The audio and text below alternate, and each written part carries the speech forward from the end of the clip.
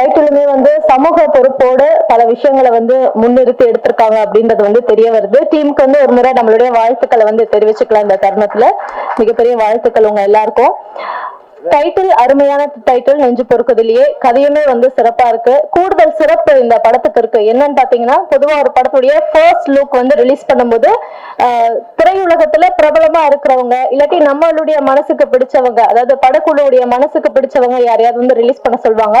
ஆனா முதல் முறையா இந்த டீம் பண்ண ஒரு சிறப்பான விஷயம் என்னன்னா, படத்துடைய ஃபர்ஸ்ட் லுக்க திரையுலகத்துல இருக்கக்கூடிய 100 பேர், அதாவது தயாரிப்பாளர்கள், விநியோகஸ்தர்கள், நடிகர்கள் அப்படின்ட்டு 100 பேர் வந்து ஒரே நேரத்துல வெளியிட்டது இந்த படத்துடைய கூடுதல் சிறப்பு அப்படின்னு சொல்லலாம். அதுக்குமே ஒரு மிகப்பெரிய வாழ்த்துக்களை தெரிவிச்சுக்கலாம். சமூக பொறுப்போட தான் என்னுடைய முதல் படம் இருக்கும். சமூக சிந்தனையுள்ள விஷயங்களை தான் என்னுடைய முதல் படத்துல எடுத்தே தீர்வேன் அப்படின்ட்டு இந்த படத்தை நமக்காக கொடுத்திருக்க படத்துடைய தயாரிப்பாளர் திரு எம் கிறிஸ்துதாஸ் அவர்களை மேடைக்கு வருமாறு அன்புடன் அழைக்கிறோம்.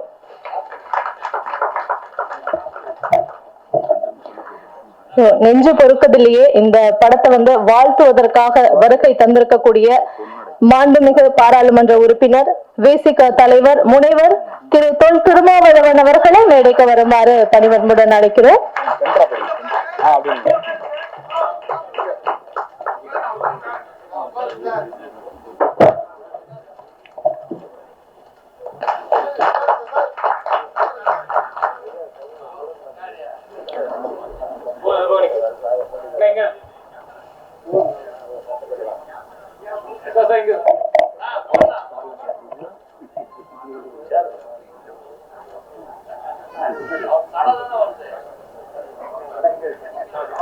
அடுத்ததாக திரைப்பட விநியோகஸ்தர்கள் சங்க செயலாளர் திரு கலைப்புலி சேகர் அவர்களை மேடைக்கு வருமாறு அன்புடன் அழைக்கிறோம்.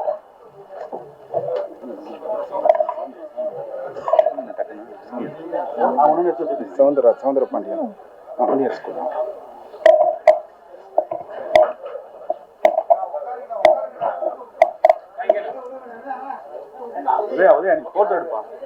அடுத்ததாக விசிக துணை பொதுச் செயலாளர் திரு வன்னி அரசு அவர்களை மேடைக்கு வருமாறு அன்புடன் அழைக்கிறோம்.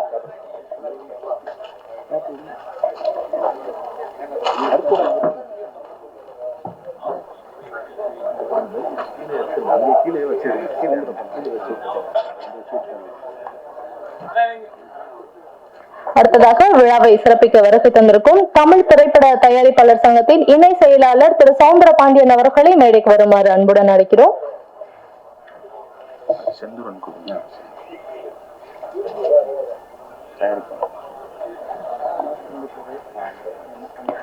அடுத்ததாக தயாரிப்பாளர் திரு செந்துரன் அவர்களை மேடைக்கு வருமாறு அன்புடன் அழைக்கிறோம்.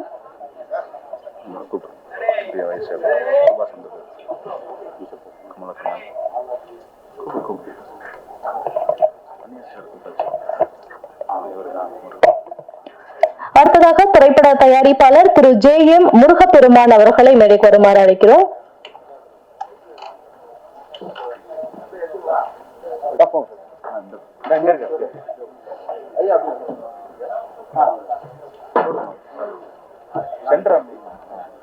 திரைப்பட குழுவை வாழ்த்த வருகை தந்திருக்கும் தமிழ்நாட்டு பத்திரிகையாளர்கள் சங்க தலைவர் திரு DSR சுபாஷ் அவர்களை மேடைக்கு வருமாறு அழைக்கிறோம்.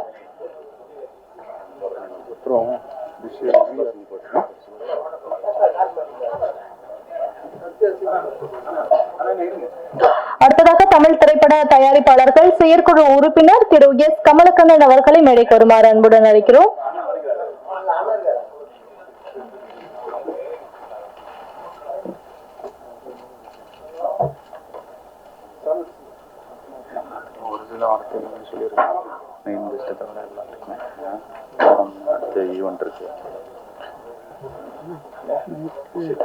அடுத்ததாக தயாரிப்பாளர் இயக்குனர் திரு VRR அவர்களை மேடைக்கு வருமாறு அன்புடன் அழைக்கிறோம்.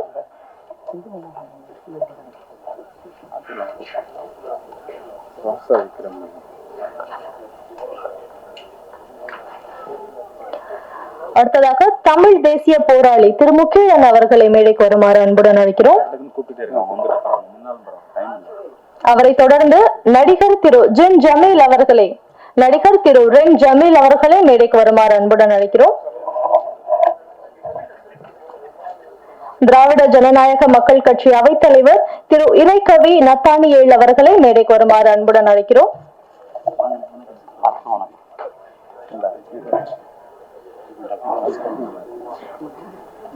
அடுத்ததாக இயக்குனர் திரு ராசா விக்ரம் அவர்களை மேடைக்கு வருமாறு அன்புடன் அழைக்கிறோம். சிறப்பு விருந்தினர்களுக்கு எங்களின் மனமார்ந்த நன்றிகளை தெரிவித்துக் கொள்கிறோம். அடுத்ததாக படத்துல ஒர்க் பண்ண டெக்னீஷியன்ஸ் அண்ட் நடிகர்கள் மேடைக்கு வர இருக்காங்க. ட்ரெய்லரும் பாடல்களும் பார்த்து ரொம்ப அழகா நடிச்சிருந்தாங்க. படத்துடைய கதாநாயகர் திரு அரவிந்த் ரியோ அவர்கள் மேடைக்கு வருமாறு அன்புடன் அழைக்கிறோம்.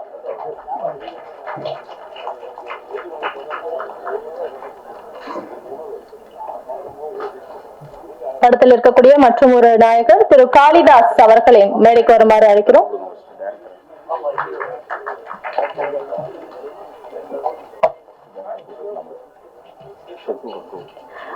அடுத்ததாக படத்துடைய கதாநாயகி புவனேஸ்வரி ரமேஷ் பாபு அவர்களை மேடைக்கு வருமாறு அழைக்கிறோம்.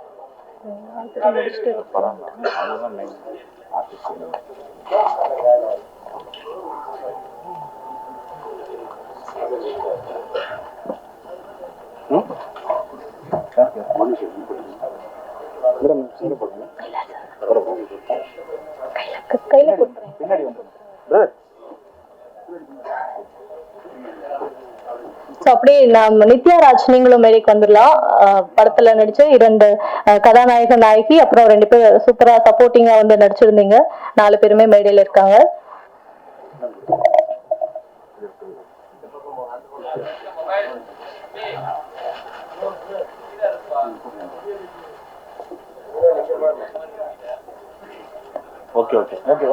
அடுத்ததாக நெஞ்சு பொறுக்குதல் என்ற ஒரு அற்புதமான படத்தை நமக்காக கொடுத்திருக்கக்கூடிய கதை, திரைக்கதை, வசனம், எழுத்து அப்படின்ட்டு எல்லாத்தையுமே சிறப்பா பண்ணி படத்தை இயக்கியிருக்கக்கூடிய இயக்குனர்கள் திரு பிளஸோ ராய்ஸ்டன் மற்றும் இயக்குனர் கவி தினேஷ் குமார் ஆகியோரை மேடைக்கு வருமாறு அன்புடன் அழைக்கிறோம்.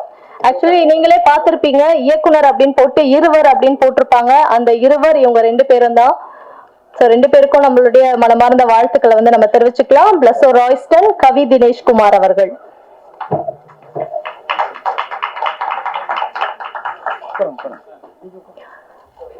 அடுத்ததாக இன்றைய விழாவின் நாயகர் பாடல் மியூசிக் டைரக்டர் திரு ML சுதர்ஷன் அவர்களை மேடைக்கு வருமாறு அன்புடன் அழைக்கிறோம்.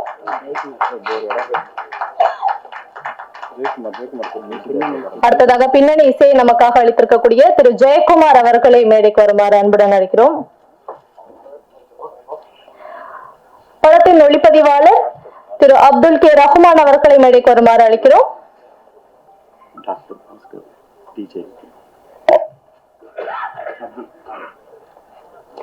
அடுத்ததாக திரு டாக்டர் பாஸ்கர் அவர்களை மேடைக்கு வருமாறு அன்புடன் அழைக்கிறோம்.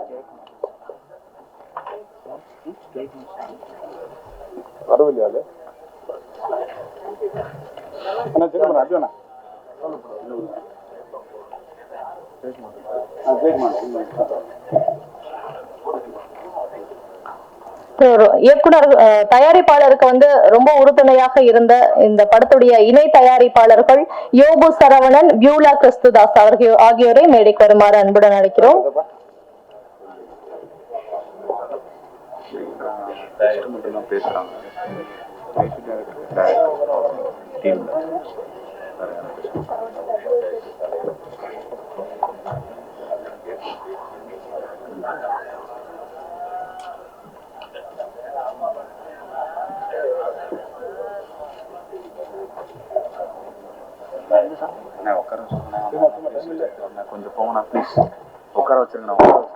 ஓகே, சோ அடுத்து நம்ம நிகழ்ச்சியை துவங்க வேண்டியதான்.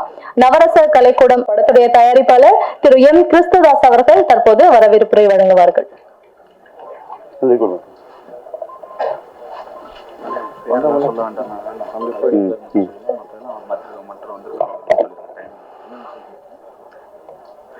நவரச கலைக்கூடம் நெஞ்சு பொறுக்குதலையே என்ற திரைப்படத்திற்கு வருகை தந்திருக்கிறதான பத்திரிகை துறை நண்பர்களுக்கும் சினிமா நண்பர்களுக்கும் குறிப்பாக நான் பெரிதும் மதிக்கக்கூடிய அண்ணன் தோல் திருமாவளவன் அவர்களுக்கும் மதிப்புக்குரிய அண்ணன் வன்னியரசு அவர்களுக்கும் மேடையை அலங்கரித்துக் கொண்டிருக்கின்ற அண்ணன் கலைப்பதி சேகர் அவர்களுக்கும் ஏனைய தலைமை தாங்க பொறுப்பேற்றக்கூடிய இருக்கக்கூடிய அனைவருக்கும் திரைப்பட குழுவின் சார்பாக என்னுடைய நெஞ்சார்ந்த வாழ்த்துக்களை தெரிவித்துக் கொள்கிறேன். எனக்கு சின்ன வயசுல இருந்து படம் பண்ணணும்னு, படம் பார்க்கவும் ஆசை, படம் பண்ண வேண்டும் என்றும் ஒரு ஆசை. அப்படி கதைக்களங்களை கேட்டுக்கொண்டிருக்கின்ற பொழுது சாதாரணமான படங்களை எடுக்கிறதுல எந்த விதமான பிரயோஜனம் இல்லை. ஆனா சமுதாயத்திற்கு ஏதாகிலும் நம்ம செலவு பண்ற பணம் சமுதாயத்துக்கு ஏதாகிலும் ஒரு கருத்தை சொல்ல வேண்டும் அப்படி என்று முடிவெடுத்த போது அப்போது கிடைத்த கதை தான் இந்த திரைப்படத்தினுடைய நெஞ்சு பொறுக்குதல்லைய கதை. இந்த கதை இந்த 21வது நூற்றாண்டிலும் நடந்து வருகிறதான சமூக பிரச்சனைகளை, ஒரு காதல் என்பது இயற்கையாக பருவமடைந்த ஒரு ஆணுக்கும் ஒரு பெண்ணுக்கும் இயற்கையாக நடக்கக்கூடிய அந்த நிகழ்வு, அது திருமணத்திற்கு பிறகு இந்த சமுதாயம் அவர்களுக்கு என்னெல்லாம் சொல்லிக் கொடுக்கிறது, இந்த சமுதாயம் அவர்களை எப்படியெல்லாம் நடத்துகிறது என்பதற்கு ஒரு உதாரணமாக இந்த படத்தை நாங்கள் எடுத்திருக்கிறோம். ஆஃப்டர் மேரேஜுக்கு அப்புறம் ஒரு காதலர்கள், 2 வேறு தரப்பட்ட சமுதாயத்தை சேர்ந்த காதல்கள் படுகின்ற பெரும் பிரச்சனை, அதன் விளைவாக ஏற்படக்கூடிய பல்வேறு நிகழ்வுகளை சுவாரஸ்யமாக கொண்டு இந்த கதையை நாங்கள் முடித்திருக்கிறோம். மீதனுடைய கதையினுடைய அனைத்து இதங்களையும் திரைப்படத்தில் பார்த்தால் மிகவும் நலமாக இருக்கும். வந்திருக்கிற ஒவ்வொருவருக்கும் என்னுடைய நெஞ்சார்ந்த திரைப்படத்தின் குழுவின் சார்பாக நெஞ்சார்ந்த நன்றி. எல்லாவற்றுக்கும் மேலாக அண்ணன் திருமாவளவன் அவர்களுக்கு என்னுடைய நெஞ்சார்ந்த நன்றிகள். அந்த படத்தை எடுக்கணுன்றது ஒரு பெரிய ஆசையா இருந்தாலும் இந்த படத்தை அண்ணனுடைய கையில கொடுத்து தான் நான் வெளியிட வேண்டும் என்று ரொம்ப நாள் காத்துட்டு இருந்தேன். சென்சார் வாங்கி ஏறத்தாழ 1.5 மாதங்கள் ஆகுது. அண்ணன் வன்னியரசனுக்கு நன்றி செலுத்துகிறேன். அதோட கூட இருந்த நண்பர்களுக்கு அனைவருக்கும் நான் நன்றி செலுத்துகிறேன். இந்த படத்துக்கு அண்ணன் இவ்வளவு தூரம் வந்து நான் வருவாரா மாட்டாரா, இது நடக்குமா, இந்த கனவு நிகழுமா நிகழாதா, நம்ம இதை ஜெயிப்போமா தோப்போமான்லாம் பல நினைவுகள் வச்சிருந்தேன். அண்ணன் எப்போது வந்து தலைமை தாங்கினாரோ இந்த படம் நிச்சயமாக வெற்றி பெறும் வெற்றி பெறும் வெற்றி பெறும் என்று கூறி என்னுடைய உரையை முடிக்கிறேன். நன்றி. Thank you so much sir. அடுத்ததாக தமிழ்நாடு பத்திரிகையாளர்கள் சங்க தலைவர் திரு DSR சுபாஷ் அவர்கள் வாழ்த்துரை வழங்குவார்கள்.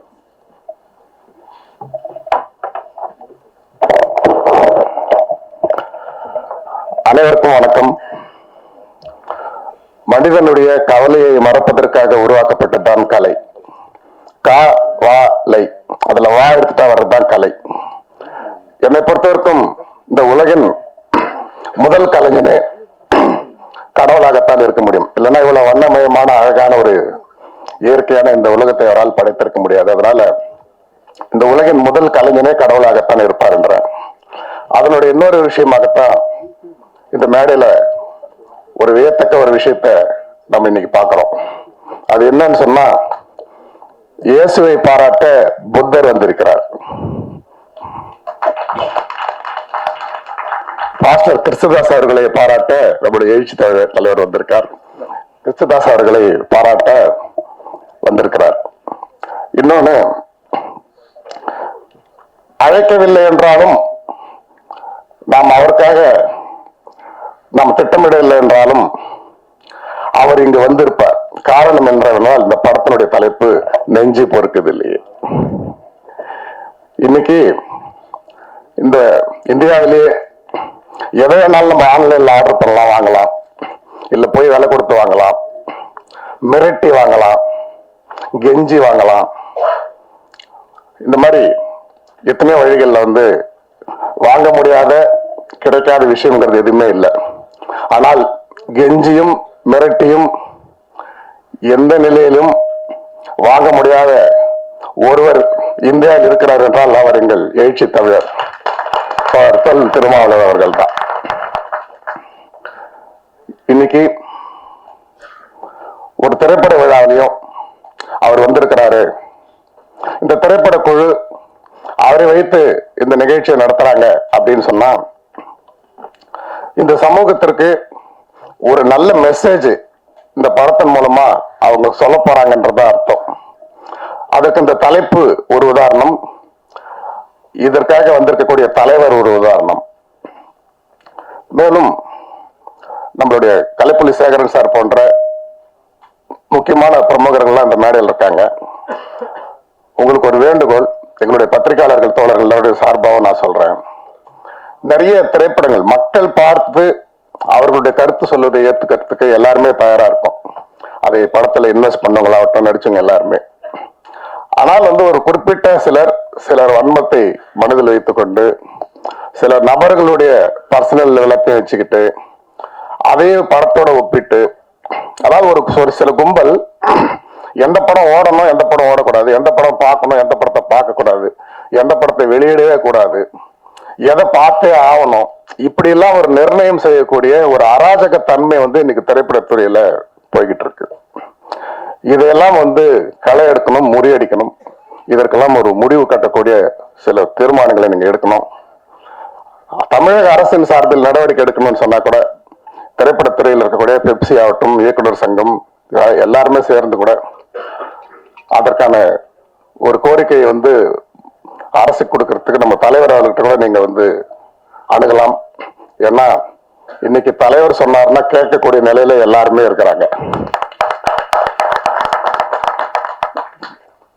என்ன சொன்னாலும், அவர் என்ன நினைத்தாலும் அவரால் இன்றைக்கு தமிழ்நாட்டில் செய்ய முடியும், இந்திய அளவில் செய்ய முடியும். காரணம், அவர் மக்களின் தலைவராக இருக்கிறார், மக்களின் பக்கம் இருக்கிறார். அப்படி இருக்கும் பொழுது அடித்தட்டு பாதிக்கப்பட்ட ஒடுக்கப்பட்ட மக்களுக்காக ஒரு இந்திய அளவில் விலைக்கு வாங்க முடியாத ஒரு ஒப்பற்ற தலைவராக இருப்பவர்.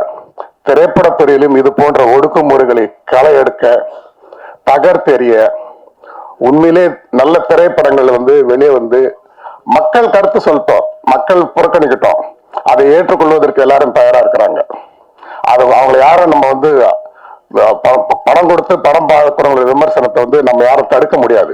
அதை நம்ம வரவேற்று தான் ஆகணும், அதை எதிர்கொண்டு தான் ஆகணும், அதை ஏற்றுக்கொண்டு தான் ஆகணும். ஆனால் குறிப்பிட்ட சிலர் அதற்கான மத சாயங்கள் இந்த மாதிரிலாம் போட்டு செஞ்சு பண்றாங்க. அதையெல்லாம் தடுக்கணும். அதே மாதிரி நம்மளுடைய பாராளுமன்ற உறுப்பினர் தலைவர்கிட்ட ஒரு வேண்டுகோள் வைக்கிறேன். திருவள்ளூர் திரைப்படம், திருவள்ளூருடைய படம் பூரா டிசைனா கலர் கலரா பண்றாங்க, காவி போடுறாங்க, என்னென்னவோ பண்றாங்க. இதையெல்லாம் சட்ட ரீதியா தடுக்கிறதுக்கு ஒரு தீர்மானத்தை நிறைவேற்றணும். கலைஞர் அவர்களால் கேட்டு வேண்டுகோள் விடுக்கப்பட்டு, அண்ணா அவர்களால் அறிவுறுத்தப்பட்டு, வேணுகோபால் சர்மா அவர்களால் வரையப்பட்டு, மத்திய மாநில அரசால் அங்கீகரிக்கப்பட்ட திருவள்ளூர் சிலை அது எப்படி இருக்கோ அப்படியே தான் இருக்கணும். அதை கலர் காவி போடுற இது போன்ற விஷயங்கள்லாம் அனுமதிக்க கூடாது. எப்படி மகாத்மா காந்தியோட பட்ட ஒரு புகைப்படத்தை அரசுடைமையாக்கப்பட்டிருக்கோம், அதை தவறா எப்படி பயன்படுத்த முடியாதோ அதே போல திருவள்ளூருடைய படத்தை இப்படித்தான் பயன்படுத்தணும், இதுதான் கலர், இதுதான் இருக்கணும் அப்படிங்கறத அதை ஸ்ட்ரீம்லைன் பண்ணி அதற்கு ஒரு சட்டம், அதை ஏதாவது மாத்தினாங்கன்னா சட்டப்படி நடவடிக்கக்கூடிய ஒரு சட்டத்தை நீங்க கொண்டு வரத்துக்கு நீங்க குரல் கொடுக்கணும் அப்படின்னு சொல்லிட்டு, ட்ரெய்லர் சாங்ஸ் எல்லாமே ரொம்ப பிரமாதமா இருக்கு.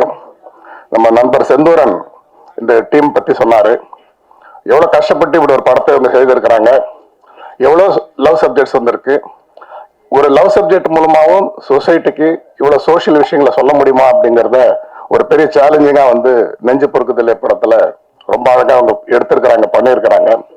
நம்மளுடைய ஊடகத்தை சேர்ந்த பத்திரிகையாளர் தோழர்கள் எல்லாருக்கும் நான் ஒரு வேண்டுகோள் வைக்கிறேன். இது மாதிரி ஒரு சமூக நோக்கத்தோட, எந்த விதமான வணிக ரீதியான வெறும் வியாபாரத்தை மட்டுமே கருத்தில் கொண்டு சொசைட்டில ஏதோ ஒரு கலவரத்தை ஏற்படுத்தி நம்ம ஏதோ ஒரு பரபரப்பு பண்ணி நம்ம பணம் சம்பாதிக்கலாங்கிற எண்ணெல்லாம் இருக்கிறவங்களுக்கு நடுவுல ஒரு நல்ல சிந்தனையோட, ஒரு நல்ல நோக்கத்தோட, உங்க சமூகத்துக்கு தேவையான ஒரு நல்ல படைப்பை ரொம்ப கஷ்டப்பட்டு ரொம்ப சிரமப்பட்டு அருமையான ஒரு டீம் வச்சு இவங்க செய்திருக்கிறார்கள். எவ்வளவு நெகட்டிவா இந்த மாதிரி படங்களுக்கு எதிர் விமர்சனமான சிலர் திட்டமிட்டு செய்தாலும் பத்திரிகையாளர் தோழர்கள் அவ்வளோத்தையும் முறியடித்து தகர்த்தெறிந்து நெஞ்சு பொறுக்குதல் என்ற படத்தை மக்கள் மன்றத்திற்கு கொண்டு சென்று இவர்களுக்கு முழு ஒத்துழைப்பு வழங்க வேண்டும் என்று கேட்டுக்கிட்டு வாய்ப்புக்கு நன்றி கூறி விடைபெறுகிறேன். நன்றி, வணக்கம். Thank you sir. மேடையில் இருக்கக்கூடிய அனைத்து சிறப்பு விருந்தினர்களும் பேச வேண்டும். நேரமும் குறைவாக இருக்கும் காரணத்தால் சிறப்பு விருந்தினர்களை ஒரு சில வார்த்தைகள் பேசுமாறு கேட்டுக்கொள்கிறோம். அடுத்ததாக தமிழ் தேசிய போராளி திரு முகிலன் அவர்களை பேசுமாறு அழைக்கிறோம்.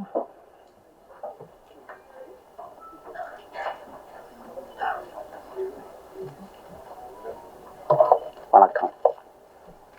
மேடை பேச்சு புதுசு, நெஞ்சு பொறுக்குதில்லையே, நெஞ்சமே மறக்காத திரைப்படமாக மாற வேண்டும் என்றுதான் நான் ஆசைப்படுகிறேன்.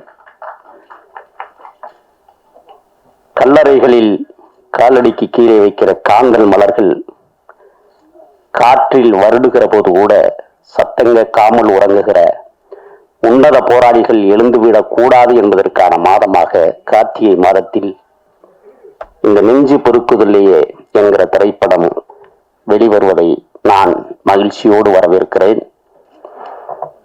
திரைப்படத்துல லிபியாவின் உமர் முக்தாருடைய திரைப்படம் பார்த்திருப்போம். அதில் சில காட்சிகள் இடம்பெறும். உமர் முக்தார் தனது சுதந்திர தாகத்திற்காக போராடுகிற போது படக்காட்சிகளில் படமாக்கியிருப்பார்கள். தூக்கு மேடையை ஏறுகிற போது உங்களுக்கு இறுதி ஆசை என்னவென்று கேட்பார்கள். அவர் சொல்லுவார், என் பாதங்கள் என் புண்ணிய தேசத்தில் படர்ந்து நான் சாக வேண்டும் என்று சொல்லுவார். அப்படி ஒரு நிபந்தனையை ஏற்க இயலாது என்று அங்கே இருந்த அதிகாரிகள் சொல்லுவார்கள். இருந்தாலும் அவருக்கு மரண தண்டனை கொடுக்கப்படுகிறது.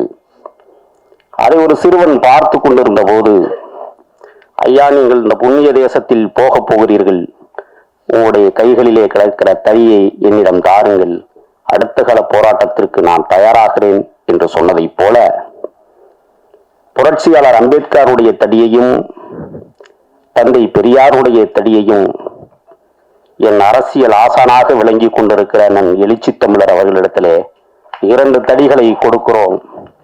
இந்த தேசத்தை பாதுகாப்பதற்கான தடிகளை அந்த 2 மாபெரும் தலைவர்கள் உங்களிடத்திலே ஒப்படைத்திருக்கிறார்கள்.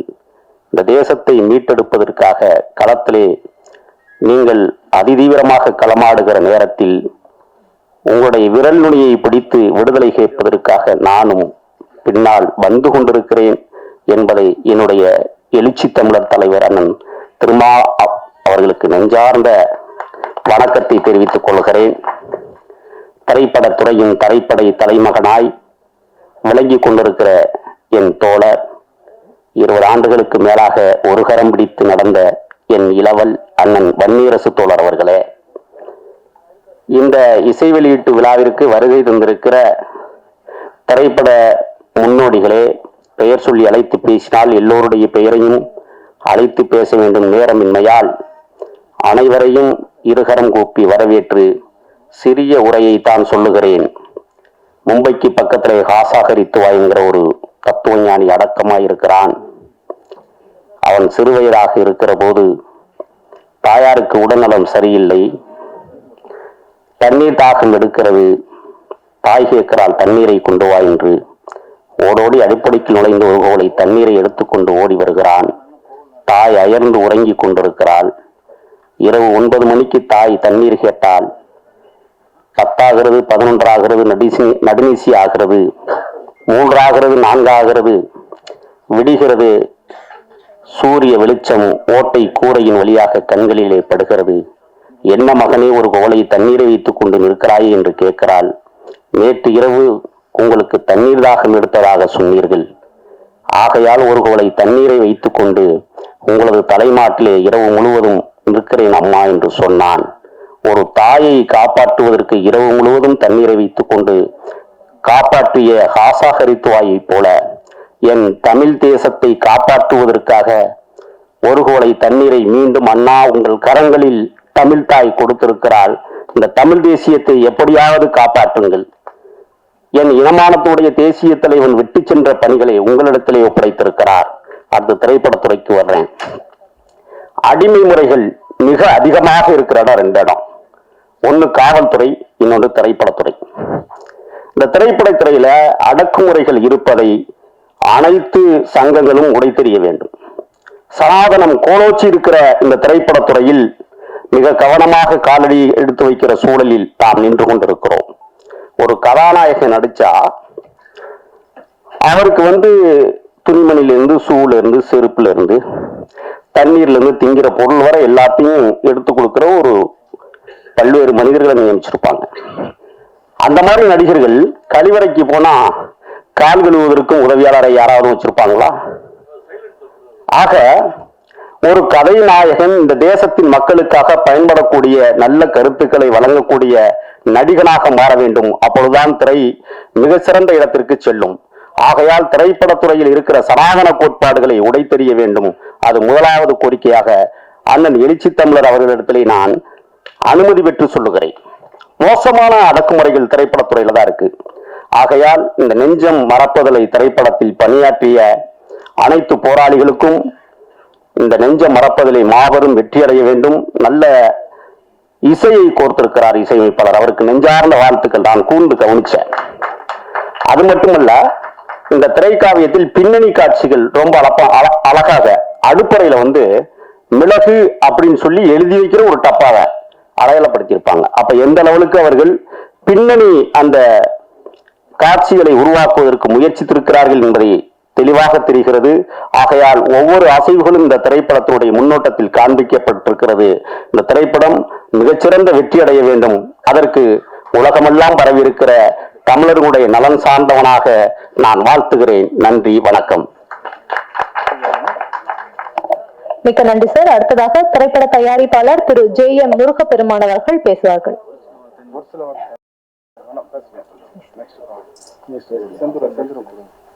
அடுத்ததாக தயாரிப்பாளர் திரு செந்துரன் அவர்களை பேசுமாறு அன்புடன் அழைக்கிறோம். அனைவருக்கும் வணக்கம். இங்கு வருகை தந்திருக்கும் எழுச்சி தமிழர் அண்ணன் தொல் திருமாவளவன் அவர்களையும், இந்த திரைப்படத்தினுடைய தயாரிப்பாளர் கிறிஸ்துதாஸ் அவர்களையும், மேலும் இங்கு மேடையில் அமர்ந்திருக்கும் பெரியவர்கள் அனைவருக்கும் வணக்கங்களை தெரிவித்துக் கொண்டு இன்று இந்த நிகழ்ச்சிக்கு அண்ணன் தொல் திருமாவளவனை கூப்பிட்டது எவ்வளவு பெரிய பொருத்தமாக இருக்கின்றது என்பதை நான் புதிதாக சொல்ல வேண்டியதில்லை. ஆரம்பத்திலிருந்து ஈழத்திற்காக தன்னுடைய போராட்டங்களை ஆரம்பத்திலிருந்தே ஈழத்துக்காக போராட்டத்தை ஆரம்பித்தவர். அதற்கு பின்னர் ஜாதிய பிரச்சனைகளுக்காக தன்னுடைய போராட்டங்களை ஆரம்பித்தவர். ஆனால் இன்று இந்த திரைப்படத்தினுடைய கதியான ஆணவ படுகொலைக்கு எதிராக முதன்முறையாக தமிழகத்தில் போராட்டத்தை ஆரம்பித்து அதிலும் வெற்றியும் கண்டு கொண்டிருக்கின்றார். அவர்கள் இங்கு வருகை தந்தது நமக்கெல்லாம் பெருமையான விஷயம். இந்த திரைப்படத்தை தயாரித்த திரு கிறிஸ்துதாஸ் அவர்கள் மிக சிறந்த நல்ல மனிதர். அதாவது அவரை பற்றி சொல்ல வேண்டும் என்றால், இரவு பகலாக கடுமையாக உழைத்து இந்த திரைப்படத்தினை கொண்டு வந்திருக்கின்றார். நாம் அனைவரும் சிறுபட தயாரிப்பாளர்கள் என்று சொல்லுகின்றோம். ஆனால் அந்த திரைப்படம் மிகவும் சிறுபடமாக இருந்தாலும், அதாவது 1.5 கோடி 2 கோடி ரூபாய் செலவு பண்ணா சிறுபடம் என்று நம்மை சொல்லிக் கொண்டிருக்கின்றார்கள்.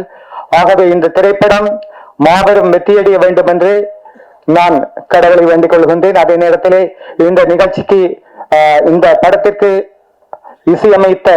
இசையமைப்பாளர் அவர்களுக்கும் அதை இயக்கிய இருவர் மிகச் சிறந்த அளவில், அதாவது நாம ட்ரெய்லர் பார்த்தபோது தெரிஞ்சது மிகவும் சிறப்பாக இருந்தது.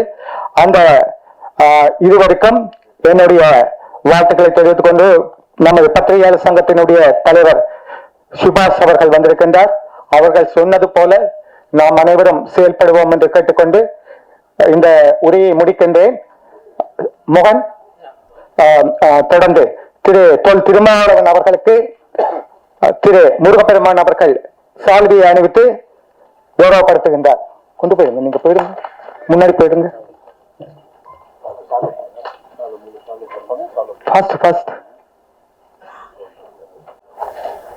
அடுத்த இந்த திரைப்படத்தினுடைய தயாரிப்பாளர் கிறிஸ்துதாஸ் அவர்களுக்கு அடுத்ததாக பொன்னாடை போட்டி கௌரவிக்கின்றார்.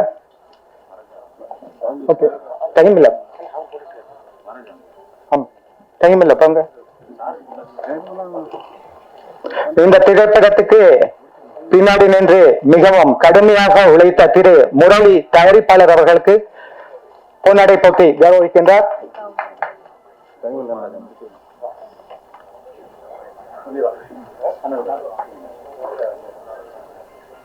திரு வன்னியரசு அவர்களுக்கு பொன்னாடை அணிவித்து கௌரவிக்கின்றார். கொடுங்க கொடுங்க.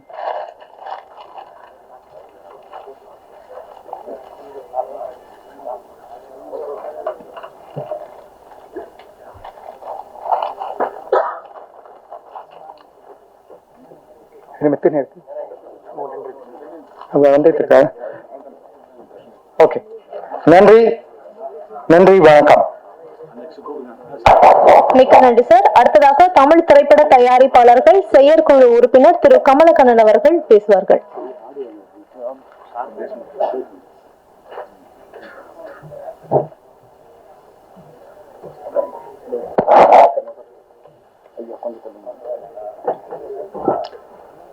தர்மத்தை காப்பாற்றுவதற்காகவும் அதர்மத்தை அகற்றுவதற்காகவும் இங்கே வந்திருக்கும் புரட்சி புயல் அண்ணன் திருமால் அவர்கள் இந்த சிறப்பான நிகழ்ச்சிக்கு, எங்க தேவர் சங்கத்தினுடைய நிகழ்ச்சிக்கு அண்ணன் வந்திருக்காருனாக்க அது ரொம்ப ரொம்ப பெருமை. ஏன்னா அவருக்கு வந்து நிறைய ஷெட்யூல் இருக்கு, எவ்வளவு பிரச்சனை இருக்கு. அந்த பிரச்சனையெல்லாம் ஒதுக்கிட்டு நம்ம சினிமா சம்மந்தப்பட்ட நிகழ்ச்சி நடக்குது, அதுக்கு வந்து தலைமை தாங்குறாருன்னா அண்ணனுக்கு எங்க சங்கத்தின் சார்பாக ஒரு நன்றியை தெரிவித்துக் கொள்கிறோம்.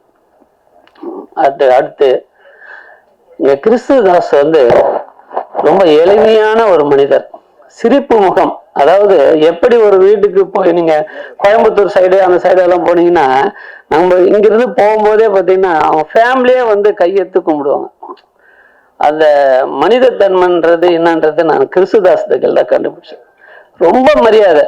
எங்க ஆபீஸுக்கெல்லாம் வந்தாரு, வந்து அண்ணா நீங்கெல்லாம் வரணும்ண்ணே, நீங்கெல்லாம் வந்து நல்ல எங்களுக்கு கண்டிப்பா எந்த நேரத்துல எங்க தேவர் சங்கத்துல வந்து 1450 உறுப்பினர், இந்த 1450 உறுப்பினர்களும் சரி, தேவர் சங்கத்துல இப்ப என்னென்ன செய்யணும், நிறைய தேவர் வந்து இன்னைக்கு படம் எடுத்துட்டு ரொம்ப கஷ்டப்படுறாங்க. இப்படி இந்த சங்கத்துல வந்து கஷ்டப்படுறாங்கன்னு சொல்லிட்டு தலைவர் செயலர் நாங்கெல்லாம் அடிக்கடி பேசின்னு இருக்கோம். இது ஏதாவது ஒரு இதுக்கு ஒரு ஸ்டெப் எடுத்து என்னென்ன செய்யலாம். ஏன்னா இப்போ ஒரு பாடல் வெளியிடுறோம், இந்த பாடல் வந்து ரைஸ் வித்துறோம். இந்த ரைஸ் வந்து விற்கிறோம்னாக்க அவன் எடுத்து போயிடுறான். அதுக்கு வந்து ஒரு 3 வருஷம் வரைக்கும் தான் அவனை யூஸ் பண்ணணும். மீதி டைம்ல வந்து திரையுலகத்துல ரேடியோல இந்த டிவில எல்லாம் போகும்போது அதோடைய பண்டு வந்து அந்த தயாரிப்பாளர் சங்க அவருக்கு வந்து சேரணும். அந்த மாதிரி இதுவெல்லாம் இருக்கு, நிறைய சில இதுவெல்லாம் இருக்கு. இப்போ யூடியூப் தயாரிச்சு சம்பாதிக்கிறாங்களா, அந்த மாதிரி ஒரு 2 கோடி 3 கோடி ஒரு படத்தை எடுத்துட்டு அந்த தயாரிப்பாளர் சங்கம் அவருக்கே தெரியாது, அவர் படம் பார்த்தா யூடியூப்ல ரிலீஸ் ஆகுது. இப்படி எல்லாம் சட்டவிரோதமா நிறைய நடக்குது. இதெல்லாம் கட்டுப்படுத்துறதுக்காக இந்த சங்கத்துல வந்து நாங்கெல்லாம் நிறைய முயற்சி எடுத்து இப்போ பாருங்க 3D CD ஒருத்தனுக்கு பிடிச்சி ஜெயிலில் போட்டோம். ஜெயிலில் போட்டு இப்போ கேஸு போனோம், கேஸுக்கு போயிட்டு வந்தேன். ஏன்னா இந்த மாதிரி நிறைய பிரச்சனை எல்லாம் இருக்கு. இதெல்லாம் வந்து கரெக்டா கண்ட்ரோலா செய்து எடுத்துன்னு வந்தாதான் இந்த சங்கத்துல படம் எடுக்கிறவங்க எல்லாம் வந்து கொஞ்சம் பணத்தை மீதி பண்ணி ஏதோ ஒரு லாஸ் ஆனாலும் ஏதோ கொஞ்சமாவது பணம் வரும் அவங்களுக்கு வந்துன்னு இருக்கும். இது சில குறைகள் எல்லாம் இருக்கு. இந்த குறைகள் எல்லாம் நாங்கெல்லாம் சேர்ந்து அண்ணங்களை இந்த குறைகள் சொன்னேன். ஏன்னா இன்னைக்கு அண்ணன் சொன்னா கண்டிப்பா அந்த வேலை வந்து ஈஸியா முடியும். அதுக்காக எங்களுடைய சினிமா சம்மந்தப்பட்ட சங்கம் நாங்க எல்லாரும் சேர்ந்து அண்ணங்கள்ல நாங்க ஒரு மனு கொடுக்கலான்னு இருக்கோம். அண்ணன் வந்து எப்பவுமே சரி எதுக்கும் தயங்க மாட்டார், போல்டா பேசுவார். நான் நிறைய மீட்டிங் எங்க ஆர்காட்டாருக்கு ரிலேட்டிவ் தான் நானு, பட் இருந்தாலும் அண்ணன் நான் அடிக்கடி சந்திப்பேன். எங்க ராணிப்பேட்டில் வந்து எங்க காந்தி அண்ணன் வீட்டுக்கெல்லாம் அண்ணன் வருவாரு.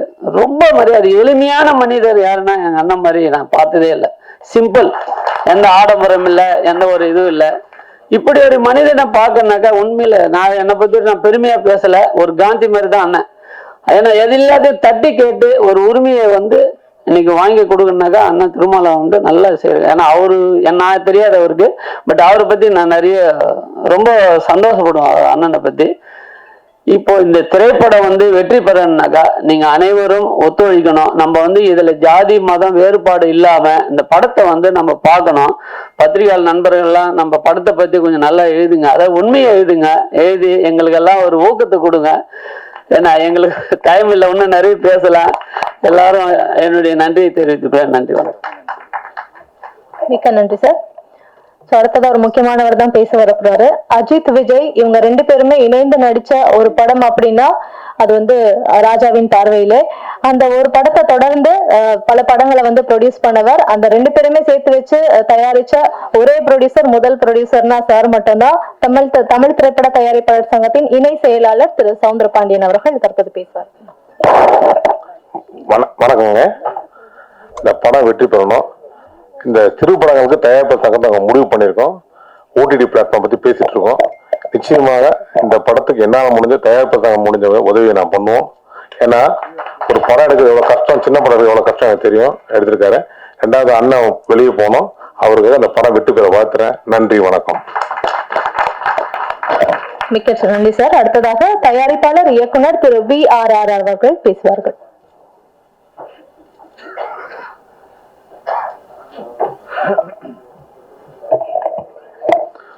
அனைவருக்கும் வணக்கம். படத்துடைய ட்ரெய்லர் பார்த்தோம், சாங் பார்த்தோம். அதோடைய லிரிக்குடைய வரிகள் நிறைய இருக்கு. அதில் ஒரு சின்ன என்னுடைய வரிகள் நான் சொல்றேன். அது அந்த படத்துடைய டைட்டிலுக்கு ஈக்குவலா இருக்கும். மலரே ஓ மலரே, உன்னை காண ஓடோடி வந்தேன். நீ காற்றோடு காணாமல் போனால் இந்த ஏழையின் உள்ளம் தாங்காதடி. மனம் விட்டு பேச துடித்தேன், அந்த மலரை பறிக்கச் சென்றேன். காற்றும் புயலும் வந்தது, என் மலரை அடித்து சென்றது. ஓடோடி பார்த்தேன் மறைந்தது, என் கண்களோ காண துடித்தது. அது போல இந்த படத்துடைய டைட்டில் இருக்கு, நெஞ்சம் பொறுக்குதில்லையே. நிச்சயமா இந்த படம் வெற்றி அடையணும்.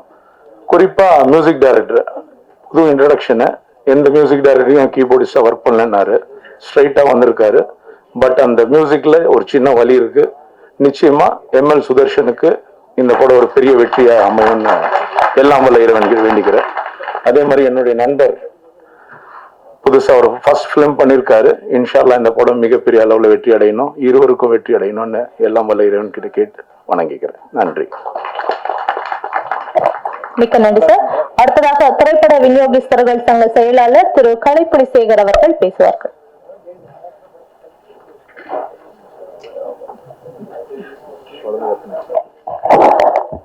என் நாடி நரம்புகளில் பின்னி பிணைந்திருக்கிற ரத்த நாளங்களில் குதித்து ஓடிக்கொண்டு இருக்கின்ற குருதி அணுக்களில் குடியிருக்கும் என் தாயே தமிழே, என் திருவடி வணக்கம்.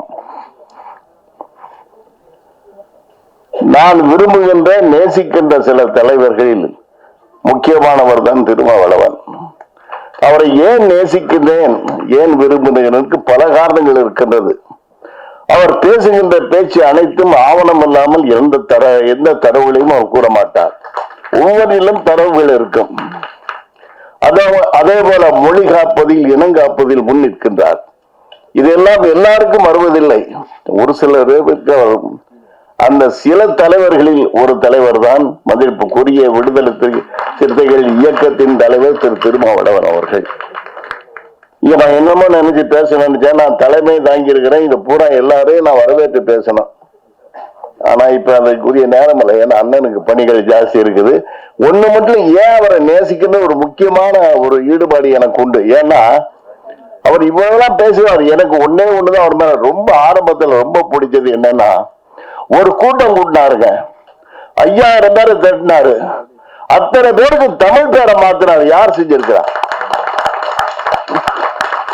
அவங்க அப்பாவை தொல்காப்பியன்னு மாத்தினாரு. அந்த பக்கத்துல இருக்கிறாரு பாருங்க, அவர் பேரு ஒரிஜினல் பேரு எனக்கு என்னன்னு தெரியாது, வன்னியரசு. அதே மாதிரி நீங்க சோறு விளம்பரம் எல்லாம் பாருங்க, எங்க பார்த்தாலும் ரமேஷ் குமேஷ் இவன் என்னென்னமா இருக்கும். ஆனா இவங்க கட்சி சுவர்ல பாருங்க, சிந்தனை செல்வன், வன்னியரசு, சிற்பி, என்னென்னமோ அத்தனையும் தூய தமிழ் பேர்கள். அதனாலதான் எனக்கு அவர் மேல ரொம்ப ஈடுபாடு. அவர் உண்மையை தான் பேசுவார், பெரும்பாலும் உண்மை பேசுவாரு. அவர் எதையும் பேசாத உண்மையில் கிடையாது. அவர் பாராளுமன்றத்துல பேசுற பாத்தீங்கன்னா அத்தனைக்கும் ஆவணம் இருக்கும், யாரும் பதில் சொல்ல முடியாது. இப்ப நான் கூட இந்த சில கருத்துக்கள் சொல்ல நினைச்சேன், ஆனா அவர் பணி இருக்கனால என்னால சொல்ல முடியவில்லை.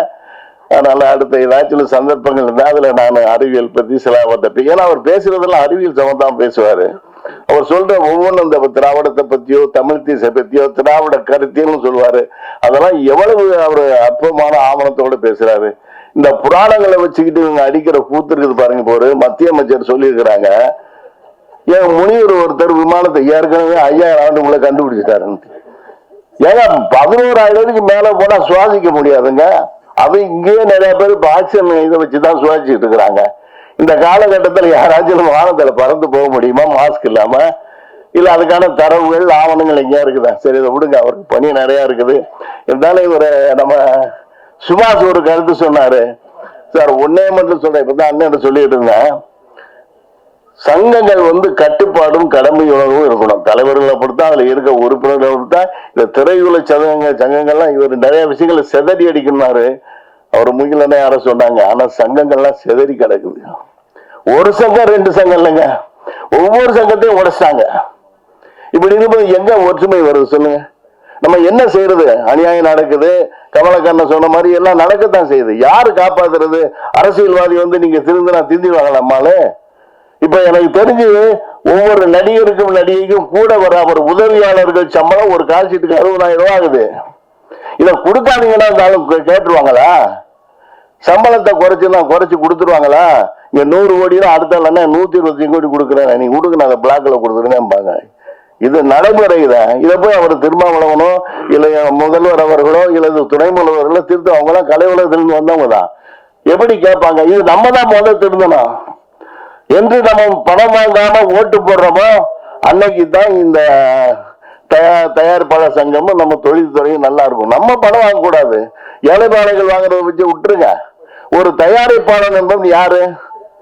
பணம் கொடுத்து பணம் நம்மளே போய் பணம் வாங்கிட்டு ஓட்டு போறோம். இது எங்க போய் சொல்றது சொல்லுங்க? இப்ப சமீபத்துல இப்ப பாத்துறீங்க எவ்வளவு ஒரு கல்யாணங்கிறது, நீங்க திருமணத்துங்கிறது ஒவ்வொரு திருமணத்தில் நீங்க பார்த்திருப்பீங்க. நம்ம வீட்டு பிள்ளைங்க விளையாண்டுகிட்டு இருக்கோம், இளைஞர்கள் பேசிட்டு இருப்பாங்க, சீட்டாடிட்டு இருப்பாங்க, எவ்வளவு சந்தோஷமா இருப்போம். அப்படிப்பட்ட கல்யாணத்தை எடுத்து அதை கொண்டு போய் டிவி இதுல விற்கிறாங்கன்னா நம்ம என்ன சொல்றது? அந்த விற்கிறதுல சண்டை. இந்த திருமணத்தை நீங்க விற்கிறீங்களே, நாளைக்கு எதை நீங்க விற்க மாட்டீங்க? எவ்வளவு கொடூரம் இது! நம்ம எதை நோக்கி நம்ம போய்கிட்டு இருக்கிறோம்? இதெல்லாம் நம்ம தெரிஞ்சுட்டு நம்ம தலைவர்கிட்ட போய் சொல்லி, ஐயா எங்களுக்கு இப்படியெல்லாம் நடக்குது, நாங்க ஒரே குரலா எழுப்பி சொல்கிறோம், எங்களுக்கு நீங்க திருத்தி கொடுங்கன்னா அவங்க கண்டிப்பா செய்வாங்க. நம்ம முதல்வர் செய்வாரு, துணை அவங்களுக்கு துணையா அவர் இருப்பாரு. நான் அவர்கிட்ட ஏற்கனவே கேட்டுக்கிட்டேன், நீங்க எப்பயும் கூட துணையா இருக்கணும். ஏன்னா அவங்களால தமிழ் இனம் காக்க முடியும், மொழி காக்க முடியும். திராவிட தேசிய விட்டுருங்க, அது வேற, அது பிரச்சனை வேற. அது எல்லாரும் உட்கார்ந்து பேச வேண்டியது. சும்மா குழப்பிக்கிட்டு இருக்கிறாங்க. எல்லாரும் ஒண்ணுதாங்க. தெலுங்காரங்களை வெட்டி விட்ட முடியுமா? ஏன் தெலுங்கார நம்ம தமிழ்ல இருந்து பிறந்தவங்க தெலுங்கு என்ன பேசுங்கன்னு பாருங்க. தெலுங்கு பிரிச்சு பாருங்க. சமஸ்கிருதம் தமிழ் தான் இருக்கும். நீங்க மலையாளி பேசுற பாரு, அவன் தான் தூய செந்தமிழ் பேசுறான். நம்ம கொடுந்தமிழ் பேசியிருக்கிறோம். நம்ம தண்ணிங்கிறான், அவன் வெள்ளங்கிறான். நீ நம்ம சொல்லுங்கிறான், அவன் பறையன்னு சொல்றான். எல்லாம் செந்தமிழ். இவங்களால விளக்க முடியாது. உன்னோட ஒண்ணு கலந்துட்டான். இது யதார்த்தம். கலப்பு தான் மாற்றம்.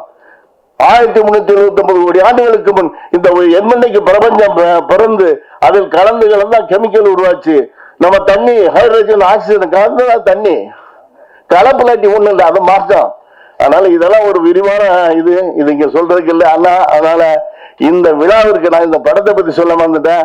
இந்த தம்பி நம்ம சங்கத்துல தான் மெம்பரா இருக்கிறாரு. ஆனா ஒரு அற்புதமான ஒரு சின்ன பட்ஜெட்ல ஒரு அழகான ஒளிப்பு அது நான் ரசிச்சு பார்த்தேன். ஏன்னா நாங்கெல்லாம் நிறைய படம், நானும் படம் எடுத்துக்கிட்டு இருக்கிறேன் சின்ன பட்ஜெட்ல. எனக்கு ஓரளவு அளவுகள் இருக்குல்ல, இதுதான் என்னென்ன கேமரா யூஸ் பண்ணிருக்காங்க எல்லாம் எனக்கு தெரியும். ஆனா உண்மையில அழகான ஒளிப்பதிவு எல்லாமே நியூஸ் ரைட்டர் நல்லா பண்ணிருக்கிறாங்க. அதை விட நடிகர்லாம் அந்தந்த கேரக்டருக்கு என்ன தர்ம சங்கடம்னா எத்தனையோ பேர்ட்ட சொல்றேன், ஏன் வயசுக்கு ஏற்ற கேரக்டர் பண்ணுங்க அப்படின்னா கேட்க மாட்டேன். 45 வயசுல ஹீரோவா நடிக்கிறான். நான் போய் இப்ப ஹீரோ நடிக்கலாம், ரஜினி நடிக்கிறாரு டை அடிச்சுட்டு போய் நடிக்கவா? நானே ஜமீன் கோட்டை இந்த படத்துல ஹீரோ நடிச்சு பெரிய வெற்றி அந்த படம்.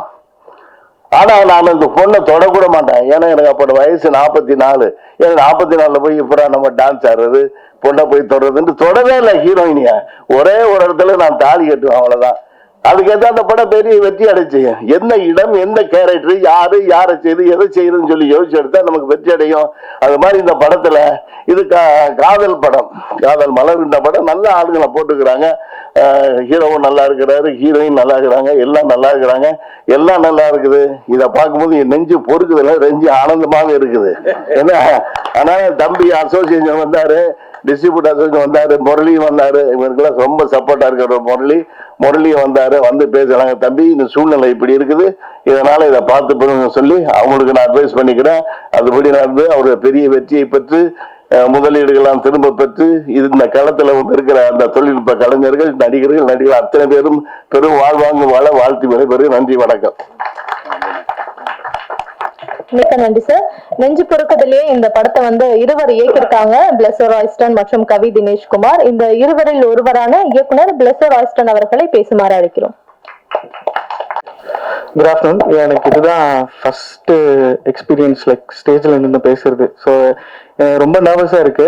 ஏன்னா இவ்வளோ முன்னாடி நம்ம ஒரு சின்ன சின்ன பாட்டு இதெல்லாம் நம்ம வீட்டில் உட்காந்து பண்ணி பார்த்துப்போம். ஆனால் இது எனக்கு ஃபர்ஸ்ட் டைம் நம்ம ஒரு பண்ண படம் இங்க இருக்குது, இத்தனை பேர் பாக்குறீங்க, என்ன உங்களுக்கு தோணிட்டு இருக்குன்னு தெரியல. ஆனால் எனக்கு நிறைய தோணிக்கிட்டு இருக்கு, என்ன பேசணும்னு எனக்கு தெரியல, ரொம்ப நர்வஸா இருக்கேன். நான் முதல்ல வந்து அண்ணன் நம்ம தலைவர் திருமாவளவன் ஐயா நான் போய் பாக்குறப்ப எங்க மனசுல ஓடிக்கிட்டு இருந்தது ஒரே ஒரு விஷயம் என்னன்னா, எனக்கு இதுதான் முதல்ல கிடைச்ச வாய்ப்பு. ஒரு 10-12 வருஷம் ரொம்ப கஷ்டப்பட்டு பண்ண படம் வாய்ப்பு கிடைச்சு. அப்போ நம்ம ஈஸியா வந்து ஒரு லவ் ஸ்டோரியோ இல்லை ஒரு ரோம் காம் அந்த மாதிரியான ஜேர்னல்ஸ் நம்ம செலக்ட் பண்ணியிருக்கலாம். பட் அடுத்தது கிடைக்குமா கிடைக்காதுன்னு தெரியாது. உண்மையாவே கலையை நேசிக்கிறேன்றனால நானும் என்னுடைய சகோதரர் கவி வந்து நாங்க 2 பேரும் 7-8 வருஷத்துக்கு முன்னாடி டிசைட் பண்ணது. அப்பவே என்னைக்கே ஒரு நாள் படம் பண்ணுவோம்டா, அன்னைக்கு நீ எந்த ஊர்ல இருந்தாலும் சரி, நான் எந்த ஊர்ல இருந்தாலும் சரி, நம்ம பண்றப்ப ஒருத்தர் கான்டாக்ட் பண்ணிப்போம், பண்றது 2 பேரும் சேர்ந்து படம் பண்ணுவோம். ஆனா இப்ப நிறைய டியூல் டைரக்டர்ஸ் இருக்காங்க, அவங்க பேர் போட்டுப்பாங்க. ஆனா நம்ம அப்படி வேண்டாம், நம்ம இத்தனை வருஷம் காத்து ஒரு படம் பண்றோம்னா இருவருன்னே போவோம், இது யாரும் பண்ணல, நம்ம பண்ணுவோம். பேர் அவங்களுக்கு வேணும் வேணான்றது இல்லை. எங்களை பொறுத்த வரைக்கும் அந்த இருவர் ஒரு கலையை கொடுத்துருக்காங்க, அதை நீங்க பார்த்து ரசிக்கிறீங்க, ஸோ இப்படியே நம்ம கேரி பண்ணோம்னு சொல்லிட்டு நாங்க ஒரு கதையை டிசைட் பண்ணோம். என்னன்னா பண்றது ஒரு படம், அடுத்தது நம்மளுக்கு கிடைக்கும் கிடைக்காதுன்றதுல ரெண்டாவது. ஆனா சோஷியல் மெசேஜ்னு ஒண்ணு இருக்கணும். இதுல மெசேஜ்னு நம்ம கத்துக்கிற விஷயங்கள் நிறைய இருக்காது, ஆனா உங்களுக்கு தெரிஞ்சுக்க வேண்டிய விஷயங்கள் நிறைய இருக்குது. நம்ம இப்ப எல்லாமே மொபைல் போன்ஸ்ல இருக்கிறோம், வேலை பார்க்குறோம், வீட்டுக்கு வரோம், நம்மளாம் லவ் பண்ணியிருப்போம், லவ் பண்ணவங்களுக்கு கல்யாணமும் கட்டியிருப்போம். ஆனா இந்த மாதிரியான சொசைட்டிக்கு நடுவில் ஒரு கூட்டம் இருந்துகிட்டு இருக்கு. அவங்க ஒண்ணுமே அவங்களுக்கு உண்டான ஃப்ரீடம் கிடைக்க மாட்டேங்குது. அவங்க லவ் பண்ணி கல்யாணம் கட்டிக்கிட்டாங்கனாலும், இல்லை லவ் பண்ணிக்கிட்டு இருக்கிறப்பவே, இல்லை லவ் சொல்றதுக்கே பயமா இருக்கிற ஒரு சில பிரச்சனைகள் இந்த சமுதாயத்துல போயிட்டு இருக்கு. ஸோ நாங்க டிசைட் பண்ணி எப்படின்னா ஒரு ஒரு ஒரு குளோபலா நடக்கிற இஷ்யூ, இது வெறும் தமிழ்நாட்டையும் இந்தியா மட்டும் கிடையாது, இது உலகம் ஃபுல்லா நடக்கிற ஒரு குளோபல் இஷ்யூவை நம்ம கொஞ்சம் ஒரு எக்ஸ்பெரிமெண்டலா ஒரே ஒரு வீட்டுக்குள்ள சொல்லுவோம் அப்படின்னு சொல்லிட்டு தான் டிசைட் பண்ணது. ஸோ இதுக்கு எங்களுக்கு ஸ்ட்ராங்கா சப்போர்ட் பண்ணது. நிறைய சேலஞ்சஸ் இருந்துச்சு. எங்க ப்ரொடியூசரை கன்வின்ஸ் பண்றது வந்து இப்ப இருக்கிற டைரக்டர்ஸுக்கு ரொம்ப டஃப், கிடைக்க மாட்டாங்க. பணம் இருக்கிறவங்க தெரிஞ்ச ஆர்டிஸ்ட வச்சு போடணும், இல்ல யாரோ ஒருத்தர் பணம் பண்ணிட்டு வந்திருக்கும். இப்படி இருக்கிற ஒரு சிச்சுவேஷன்ல எங்க அண்ணன் வந்து அண்ணன் எனக்கு வந்து நான் ரொம்ப சின்ன பையன்ல இருந்து தெரியும். ஸோ அவரு ரொம்ப கன்சிஸ்டன்சி பார்த்துட்டே இருந்தாரு. இவன் எதுவுமே இல்லை, நான் எந்த ஒரு வேலைக்கு போவேன், எனக்கு ஒரு சின்ன ஒரு 1000-2000 பிரச்சனை இருந்துச்சுன்னா ஏதோ ஒரு வேலைக்கு போயிட்டு 1 மாசம் சம்பளத்தை வாங்கிட்டு ரெசிக்னேஷன் போட்டு நான் வந்துடுவேன். எனக்கு சினிமா அப்படிதான், எனக்கு அதுல மட்டும்தான் எனக்கு மைண்ட் போகும். அந்த கன்சிஸ்டன்சி பார்த்துட்டே இருக்கிறப்ப கொஞ்சம் வருஷம் கழிச்சு அப்புறம் நான் சொன்னேன், நீங்க ஒரு சப்போர்ட் பண்ணுங்கண்ணே அப்படின்னு சொன்ன பிறகு கதை என்ன அப்படின்னு கேட்டேன்னா, நான் இந்த மாதிரி நான் கதை இதெல்லாம் இருக்கணும்னு அண்ணன் வந்து மறுபேச்சு எதுவுமே கேட்கல. நீ பண்ணிடு, நீ கான்ஃபிடென்ட்டா இருக்கியா, நான் டெஃபினட்டா நான் உனக்கு இது பண்றேன், நீ இது ஒன்னால முடிக்க முடியுமா அப்படின்னு. ஆனா என்கிட்ட ஒரு சின்ன பிளான்ஸ் இருக்குன்னு, நம்ம அந்த மாதிரி பிளான்ஸ்ல நம்ம எக்ஸிக்யூட் பண்ணோம்னா கண்டிப்பா இந்த படத்தை நான் யாருன்னு தெரியாது, ப்ரொடியூசர் என்ன இந்த உலகத்துக்கு யாருன்னு தெரியாது, இந்த கதையை நம்ம கொண்டு போனோம்னா நிறைய பேருக்கு தெரிய வைக்கணும்னா இந்த மாதிரியான சோஷியல் இஷ்யூஸை ஹேண்டில் பண்ற ஒரு பெரிய பவர்ஃபுல்லான மென் நம்மளுக்கு வேணும்னு, அவங்கள நம்ம நோக்கி போனோம் அப்படின்னு சொல்லிட்டு படம் முடிச்சுட்டு சப்போர்ட் பண்ணிட்டு வந்தாச்சு. அப்புறம் அண்ணன் வந்து எங்களுக்காக நாம் எப்படின்னா வெளியே போயிடணும், போகிறது தாண்டி இந்த கதை இந்த மெசேஜ் வந்து மக்களுக்கு போய் சேரணும்னு சொல்லிட்டு எங்களை விட்டுட்டு 2 மாசமா சென்சர் வந்துட்ட பிறகு அண்ணனை கான்டாக்ட் பண்றதுக்கு அவ்வளவு முயற்சிகள், அங்கே நிறைய முயற்சி பண்ணோம். ஃபைனலா அண்ணன் வந்து நம்ம தலைவரை மீட் பண்றப்ப எங்களை கூட்டி போனப்ப நாங்க சொன்னோம், உங்களை வச்சுதான் இது பண்ணணும் அப்படின்னு சொல்லி இந்த ஃபங்க்ஷனுக்கு அவங்க ஆக்சுவலி ஒத்துக்கிட்டாங்க. அந்த கான்செப்ட் அந்த மாதிரி பேரு. இதுல நான் மெயினா நான் சீக்கிரம் முடிச்சுக்கிட்டேன் 1 மினிட்ல. எனக்கு என்னன்னா இந்த படத்துல எனக்கு ரொம்ப பெரிய சப்போர்ட் வந்து கவி.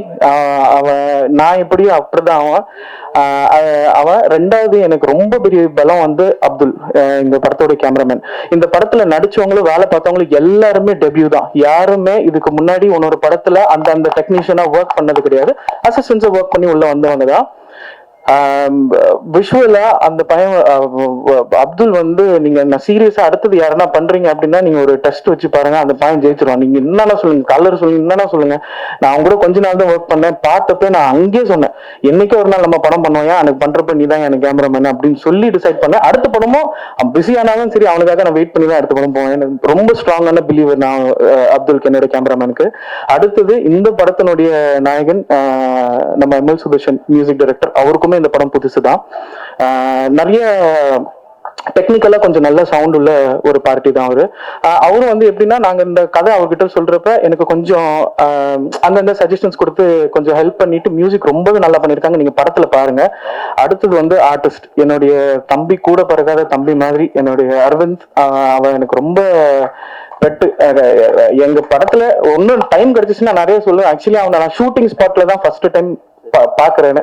அடுத்தது என்னோட ஹீரோயின் சந்தியா, இது புவனேஸ்வரி, கேரக்டர் பேர் சந்தியா அப்படியே வரும்.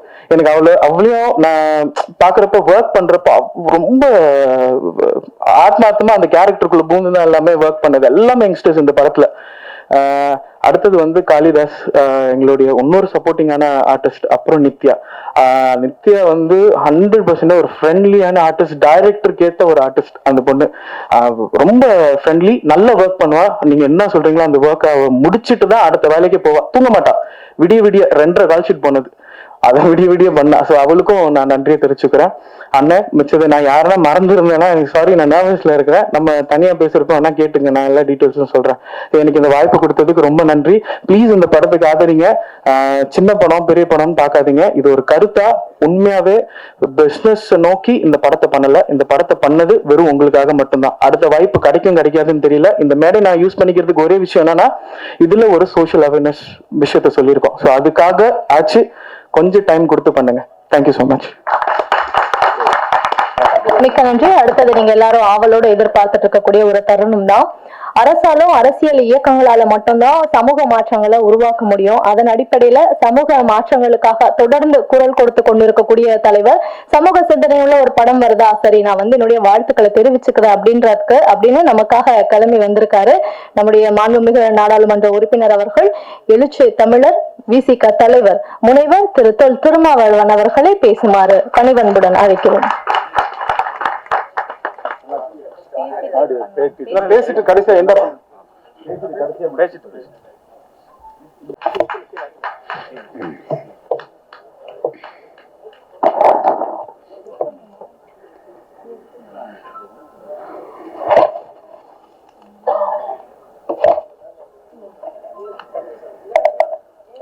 அன்பார்ந்த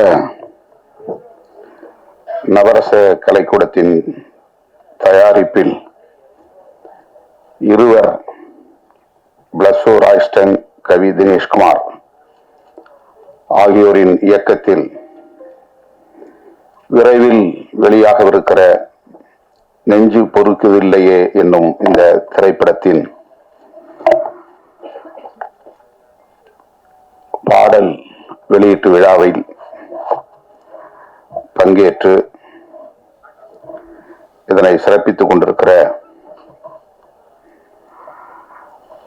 தலைமை வகித்து சிறப்பித்துக் கொண்டிருக்கிற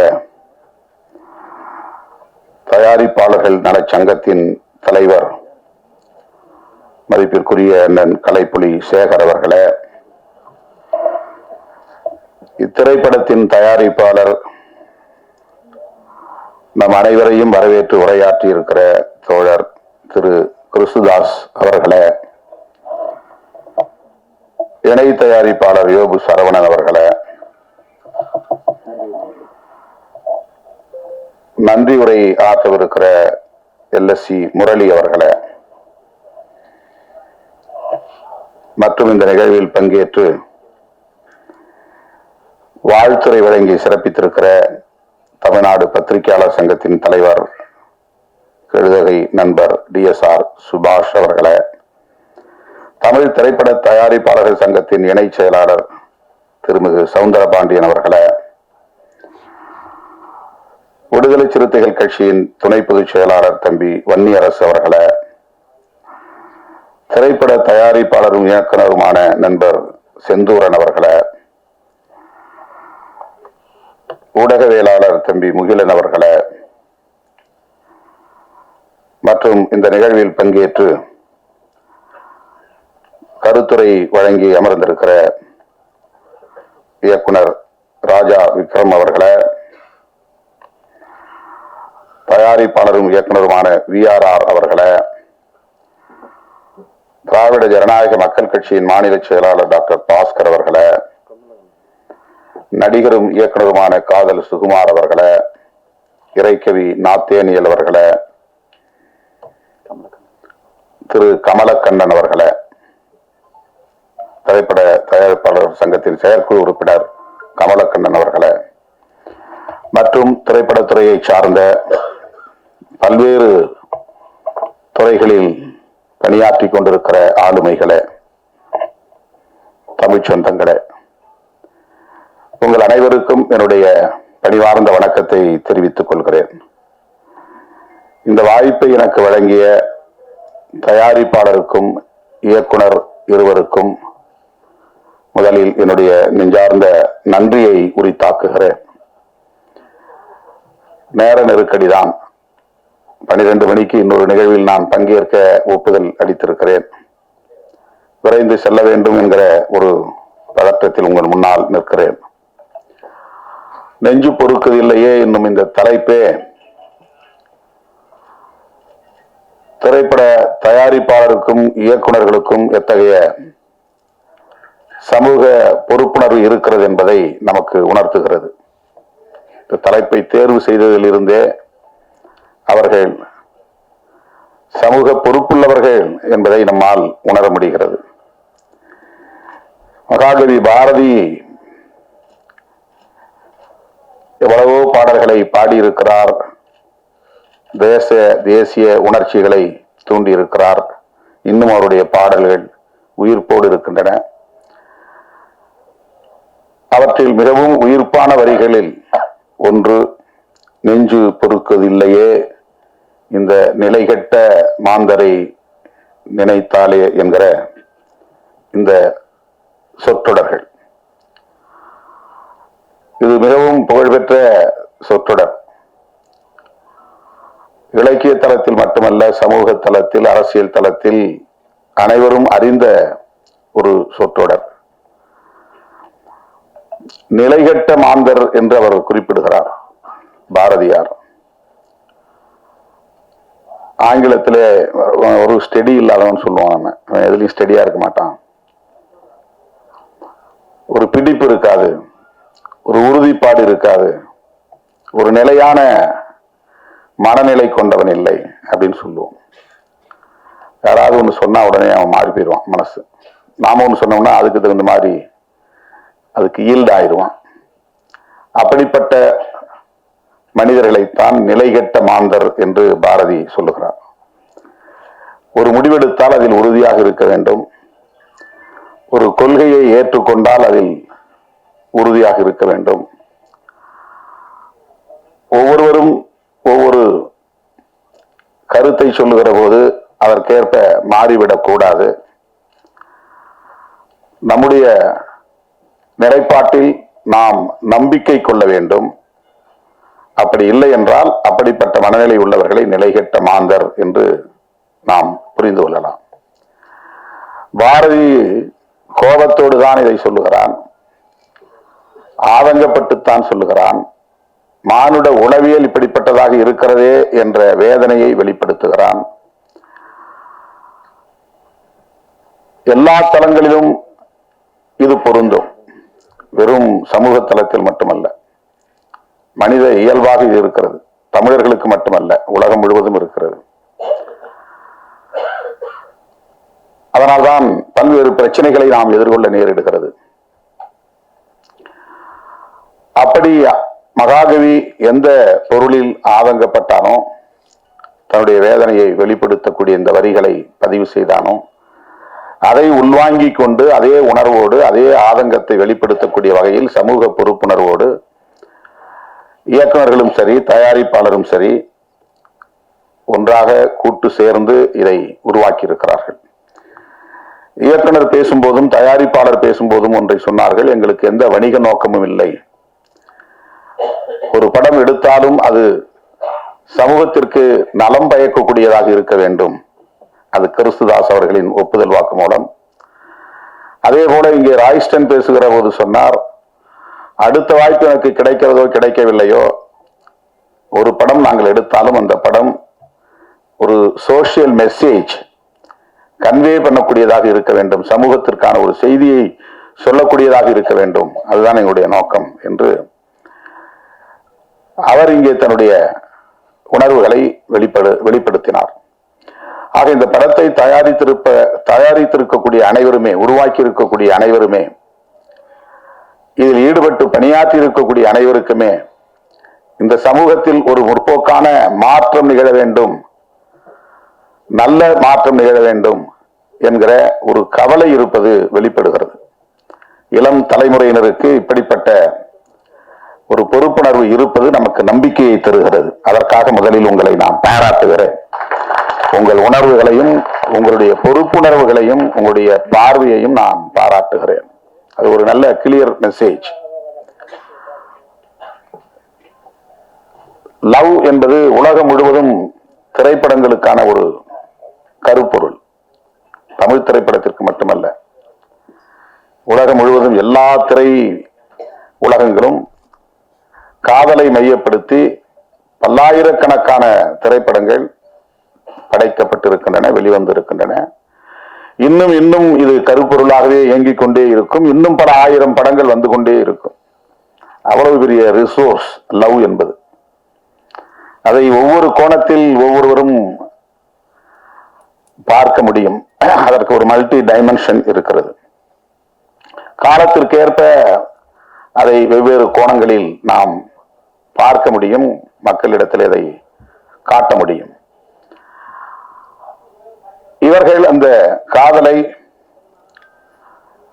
வணிக பொருளாக பார்க்காமல் சமூக மாற்றத்திற்கு பயன்படுத்தக்கூடிய ஒரு கருவியாக, ஒரு உந்து சக்தியாக பயன்படுத்த வேண்டும். சமூகத்தில் இருக்கிற யதார்த்த நிலைதான். அதை எப்படி முற்போக்கு பார்வையோடு பொருத்தி மக்களிடத்திலே வெளிப்படுத்துவது, காட்டுவது என்கிற அந்த முயற்சியில் ஈடுபட்டு இருக்கிறார்கள். காதல் மனிதன் தோன்றிய காலத்தில் இருந்து இருக்கிறது. மனித குலத்துக்கு மட்டுமல்ல, எல்லா உயிரினங்களிடமும் இருக்கிற ஒரு உணர்வு அது. அது ஒரு எமோஷன், அது ஒரு சென்டிமெண்ட், அது ஒரு இயல்பான பண்பு. அது வலிந்து யாராலும் உருவாக்க முடியாது. காய் எப்படி கனிகிறது, அது ஒரு இயல்பான பண்பு, அதுதான் இயங்கியல். அதை போல காதல் என்பதும் ஒரு இயங்கியல் பண்பு. அது ஒரு டயலெக்டிக் கேரக்டர். அது யாரும் ஆர்டிபிஷியலா உருவாக்க முடியாது. ஒருத்தர் நல்லா நீட்டா ட்ரெஸ் பண்ணிட்டானாக்கா அவன் உடனே காதலிக்கப்படுவான்னு அர்த்தம் கிடையாது. ஒரு பெண் நல்ல அழகா தன்னை தோற்றப்படுத்திக் கொள்கிறாள் என்பதனால் அவளை எல்லோரும் காதலிப்பார்கள் என்று பொருள் அல்ல. தோற்றம் அதிலே முக்கியமானதல்ல. காதல் என்பது மிகவும் ஆழமான ஒரு உணர்வு, நுட்பமான ஒரு உணர்வு. அது ஒரு இயங்கியல் பண்பு. ஆனால் அது எத்தகைய பிரச்சனைகளை சமூகத்தில் ஏற்படுத்துகிறது, எத்தகைய தாக்கத்தை ஏற்படுத்துகிறது. காதலிக்கிற போது என்ன பிரச்சனைகள், காதலித்த பிறகு, திருமணம் நடந்த பிறகு என்னென்ன பிரச்சனைகள், இவை எதன் பின்னணியில் நிகழ்கின்றன, இவற்றை நம்மால் தொகுத்து பார்க்க முடியாது. நாம் பிரச்சனைகளுக்குள்ளேயே ஓடிக்கொண்டிருப்போம். கலைஞர்களால் தான், படைப்பாளர்களால் தான் வெளியில் இருந்து அதை நுட்பமாக கவனித்து அதை எந்த கோணத்தில் மக்களிடத்திலே உருவகப்படுத்தி காட்ட முடியும் என்கிற ஆற்றல் உண்டு. அப்படித்தான் இன்றைக்கு இயக்குனர்கள் இதை போஸ்ட் மேரேஜ் என்கிற அடிப்படையிலே காதலுக்கு பிறகு, திருமணத்திற்கு பிறகு அவர்கள் எதிர்கொள்ளக்கூடிய ஒரு சமூக பிரச்சனையை மையப்படுத்தி எல்லோரும் ஏற்கனவே பேசியிருக்கிறார்கள் என்றாலும் கூட ஆணவ கொலைகள் குறித்து நாங்கள் ஒரு புதிய கோணத்தில் இதை மக்களுக்கு சொல்ல விரும்புகிறோம். அதுதான் இந்த படம் என்று குறிப்பிட்டிருக்கிறார்கள். படம் பார்த்த பிறகுதான் நமக்கு தெரியும். இதை ஆணவ கொலை என்று நாம் சொல்லுகிறோம். ஆங்கிலத்தில் ஹானர் கில்லிங் என்று சொல்லுகிறார்கள். ஹானர் என்பது கௌரவம் என்று தமிழ்படுத்துகிறோம். அதனால் கௌரவ கொலைகள் என்று நீண்ட காலம் சொல்லப்பட்டு வந்தது. இதில் என்ன கௌரவம் இருக்கிறது? நான் முதலில் இதை பற்றி எழுதுகிற போது இதை வரட்டு கௌரவ கொலைகள் என்று எழுதினேன். இது கௌரவ கொலைகள் இல்லை, வரட்டு கௌரவ கொலைகள், அப்படிதான் நான் எழுதிட்டு இருந்தேன். இந்த ஃபால்ஸ் பிரஸ்டீஜ், இது வரட்டுத்தனமான ஒரு கௌரவம். நான் பெற்ற பிள்ளையை விட 10 மாதம் சுமந்து ஈன்றெடுத்து பாலூட்டி தாளாட்டி சீராட்டி வளர்த்த பிள்ளையை சாதிக்காக, சமூகத்திற்காக அவன் என்ன நினைப்பானோ, இவன் என்ன நினைப்பானோ, ஊர் என்ன சொல்லுமோ என்று உருவாக்கி வைத்திருக்கிற ஒரு ஈகோ பெற்ற பிள்ளையை கூட கொடூரமாக படுகொலை செய்யக்கூடிய அளவுக்கு உந்தி தள்ளுகிறது. அந்த கௌரவம் எப்படி சரியான கௌரவமாக இருக்க முடியும்? எனவே அது ஃபால்ஸ் பிரஸ்டீஜ். அது ஒரு வரட்டு கௌரவம். வரட்டு கௌரவத்திற்காக பெற்ற பிள்ளைகளை கூட படுகொலை செய்கிறார்களே என்கிற ஒரு வழி நமக்கு இருக்கிறது. அதை ஆணவ கொலை என்று இப்போது அழைக்கிறோம். விடுதலை சிறுத்தைகளின் பொதுச் செயலாளர் ரவிக்குமார் இந்த சொல்லாடலை முதலில் பயன்படுத்தினார். இன்றைக்கு எல்லோரும் நாம் பயன்படுத்துகிறோம். ஆணவ கொலை. கொலை பல வகை இருக்கிறது. மெர்சி கில்லிங் இருக்கிறது, கருணை கொலை இருக்கிறது. 100 வயசு ஆகி போச்சு, ஆனா சாக மாட்டேங்கிறார். அவரால் எழுந்திருக்க முடியல, படுக்கையிலே மலஜலம் கழிக்கிறார், சுத்தம் செய்ய முடியல, உணவும் சரியா உள்வாங்கல, ஆனா உயிர் கிடக்கு. அந்த காலத்துல இந்த மாதிரி இருக்கிறவங்கள முதுமக்கள் தாழின்னு ஒண்ணு கண்டுபிடிச்சு பெரிய பானைக்குள்ள அவங்கள உயிரோட வச்சு அப்படியே மண்ணுக்குள்ள புதைச்சுவாங்க. கருணை கொலை அது. ஏன்னா அவங்க சாக மாட்டாங்க, இயற்கையாக சாக மாட்டாங்க. அப்பெல்லாம் இந்த மாதிரி ஊசி போட்டு கொள்றது, மருந்து கொடுத்து கொள்றதும் இல்லை. உயிரோட இருப்பாங்க, ஆனா ஒரு பானைக்குள்ள வச்சு மூடிவாங்க. இன்னைக்கும் கிராமப்புறங்கள்ல ஒரு கருவாட்டு, இந்த காட்டுக்கருவைன்னு நான் சொல்லுவேன். இந்த பக்கத்துல என்ன சொல்றேன் தெரியல, சீமை வேலை, சீமை கருவை. அந்த காயை அரைச்சி தலையில தடவினாங்கன்னா கொஞ்ச நேரத்துல, ஒரு 2 மணி நேரத்துல அவங்க ஜன்னி மாதிரி பிடிச்சு இறந்துருவாங்க. ஏன்னா அவங்க சாக 90 வயசு ஆச்சு, 100 வயசு ஆச்சு, ஒண்ணுமே பண்ண முடியல, அவங்கள வச்சு பராமரிக்கவும் முடியல. சில பேர் அதை விட ரொம்ப இளம் வயதிலே கூட அவங்கள மெயின்டைன் பண்ண முடியாது. ஏன்னா மனநலம் பாதிக்கப்பட்டிருப்பாங்க. அவங்களுக்கு ரொம்ப டிஃபரெண்ட்லி ஏபிள்டா இருப்பாங்க, மெயின்டைன் பண்ண முடியாது, பராமரிக்க முடியாது. அதை மெர்சி கில்லிங் அப்படின்னு சொல்றாங்க, கருணை கொலை. இது ஆனர் கில்லிங். மெர்சி கில்லிங் என்பது இன்றைக்கு உலகம் முழுவதும் இருக்கிறது. ஆனர் கில்லிங் என்பது உலகம் முழுவதும் இருக்கிறதா என்றால், முற்போக்கு சிந்தனைகள் வளர்ந்து சமூகத்தில் ஆண் பெண் இருவரும் சமம் என்கிற ஜெண்டர் ஈக்குவாலிட்டி வளர்ந்திருக்கிற சமூகத்தில் இது கிடையாது. ஜெண்டர் ஈக்குவாலிட்டி உள்ள சமூகத்தில் இது கிடையாது. 2 பேரும் படிக்கிறோம், 2 பேரும் வேலைக்கு போறோம், 2 பேரும் சம்பாதிக்கிறோம் என்று எந்த சமூகத்தில் ஆண் பெண் பாகுபாடு இல்லாமல் இருக்கிறதோ அந்த பாகுபாடு இல்லாத சமூகத்தில் ஆனர் கில்லிங் கிடையாது. இங்க இன்ஃபான்டிசைடு இருக்கு, சிசு கொலை. கருவறையிலேயே கொலை செய்யக்கூடிய நிலை இருக்கு. வயிற்றுல இருக்கும்போதே அபார்ஷன் பண்ற நிலை இருக்கு. பெண் குழந்தையா இருந்தா பெண் குழந்தைகளை வயிற்றுல இருக்கும்போதே கண்டுபிடிச்சு கொண்டுறாங்க. பிறந்த உடனேயே கள்ளிப்பால் ஊற்றி படுகொலை செஞ்சிடறாங்க. சிசு கொலை. சிசு கொலையும் ஆனர் கில்லிங் என்கிற இந்த ஆணவ கொலையும் நம்முடைய சமூகத்தின் மிகப்பெரிய களங்கம், மிகப்பெரிய கரை. அது இந்த சமூகம் எந்த அளவுக்கு முற்போக்கு சிந்தனை இல்லாமல் இருக்கிறது, பழமைவாத சிந்தனைக்குள் மூழ்கி கிடக்கிறது, பெண்களை எந்த அளவுக்கு ஒரு சுமையாக கருதுகிறது, ஆணாதிக்கம் இந்த அளவுக்கு இங்கே மேலோங்கி இருக்கிறது. இது போன்ற மூட நம்பிக்கைகள் எந்த அளவுக்கு இங்கே மலிந்து கிடக்கிறது என்பதற்கு இந்த இரண்டும் சான்று. ஆனர் கில்லிங் என்கிற ஆணவ கொலையும் சிசு கொலையும் என்னுடைய அனுபவத்திலிருந்து சொல்லுகிறேன், இந்தியாவில் தான் அதிகம், வேற எங்கேயும் இருக்கிறதா எனக்கு தெரியல. நம்முடைய நாட்டில் தான், நம்முடைய தேசத்தில் தான் இவை இரண்டும் மிக அதிகமாக இன்றும் சாட்சியங்களாக இருக்கின்றன. இந்த இரண்டையும் நாம் அழித்தொழிக்க வேண்டும், துடைத்தெறிய வேண்டும். இப்போ ஜெண்டர் ஈக்குவாலிட்டி என்கிற ஒரு விழிப்புணர்வு நமக்கு தேவை. லவ் சப்ஜெக்ட பேசுகிற போது அவர் அண்ணன் கலைப்புலி சேகர் ரொம்ப அருமையான ஒரு கருத்தை சொன்னார். எனக்கு 44 வயசு, நான் 44 வயசுல ஒரு ஹீரோவா நடிச்சேன். என்னுடைய வயதுக்கு தகுந்த மாதிரி தான் நான் படத்துல கூட என்னை தோற்றப்படுத்தணும். நான் எனக்கு இணையா நடித்த நாயகியை நான் தொடவே இல்லை, தாலி கட்டினதோட சரி. இது என்னன்னா, பெண்களை எப்படி மதிக்கிறோங்கிற ஒரு உணர்வை வெளிப்படுத்தக்கூடிய ஒரு சான்று, அந்த அந்த அந்த புரிதல். இதுதான் ஜெண்டர் ஈக்குவாலிட்டிக்கான மிக முக்கியமான ஒரு புள்ளி. அது பெண்களை வெறும் கமாடிட்டியா பார்க்க கூடாது, ஒரு கமர்ஷியல் கமாடிட்டியா பார்க்க கூடாது.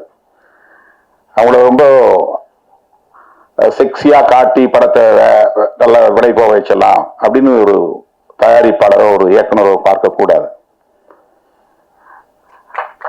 கதாநாயகனுக்கு இணையானவர்கள் தான் கதாநாயகிகளும். 2 பேருக்கும் ஒரே மாதிரி உணர்வு தான்,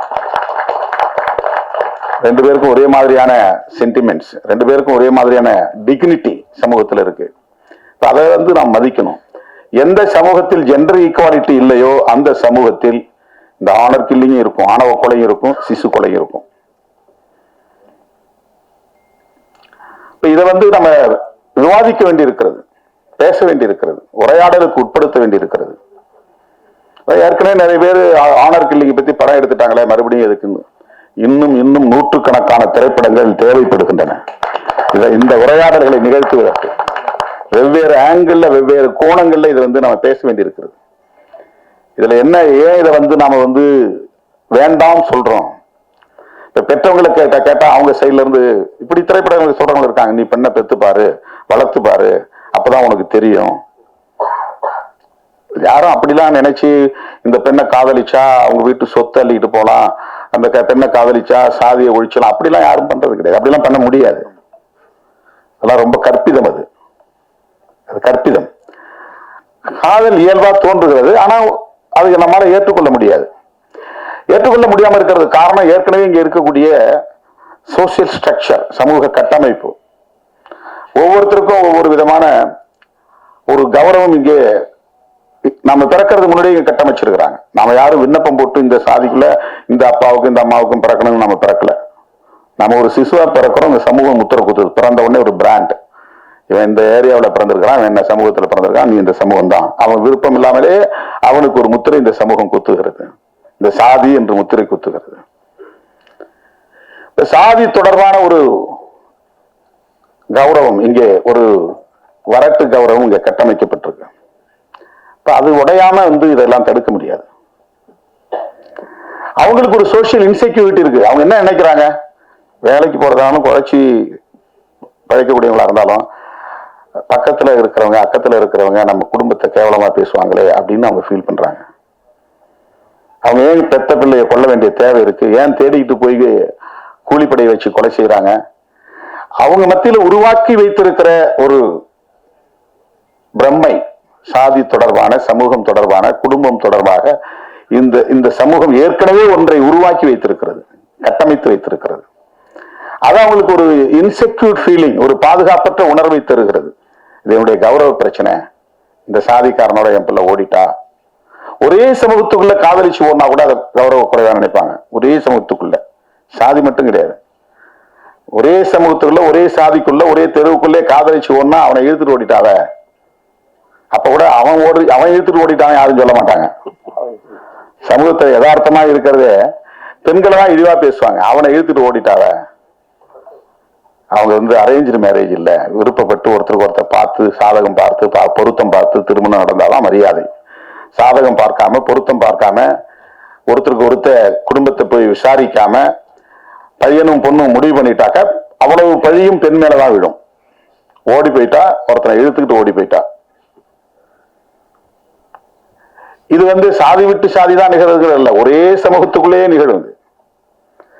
எனவே இது எதனால் நிகழ்கிறது? இந்த சமூகம் நமக்கு ஒரு ஏற்கனவே ஒரு பிரமையை இங்கே கட்டமைத்திருக்கிறது. இதுதான் உன்னுடைய சமூக கௌரவம், சாதி கௌரவம், உன் குடும்ப கௌரவம் என்ற ஒரு நிலையை இங்கே ஏற்படுத்தியிருக்கு. அந்த அந்த மேல் கட்டுமானம் இருக்கு பாருங்க, அந்த சூப்பர்ஃபிஷியல் ஸ்ட்ரக்சர், அந்த மேல் கட்டுமானம் இருக்கு பாருங்க. இது ஒரு மேல் கட்டுமானம் தான், இந்த மாதிரி ஒரு பிரமையை உருவாக்கி வைத்திருப்பது. இதை தகர்க்க வேண்டுமானால் அடிப்படையில் இருக்கிற இன்இக்வாலிட்டி என்கிற சமத்துவமின்மை என்கிற அந்த பேசிக் ஸ்ட்ரக்சர் உடைக்கும். இது இது இது சூப்பர்ஃபிஷியல் கிடையாது. எது சாதி அடிப்படையிலான பாகுபாடு இருக்கிறதே அது சூப்பர்ஃபிஷியல் கிடையாது, மேல் கட்டுமானம் இல்லை, அது அடிக்கட்டுமானம்.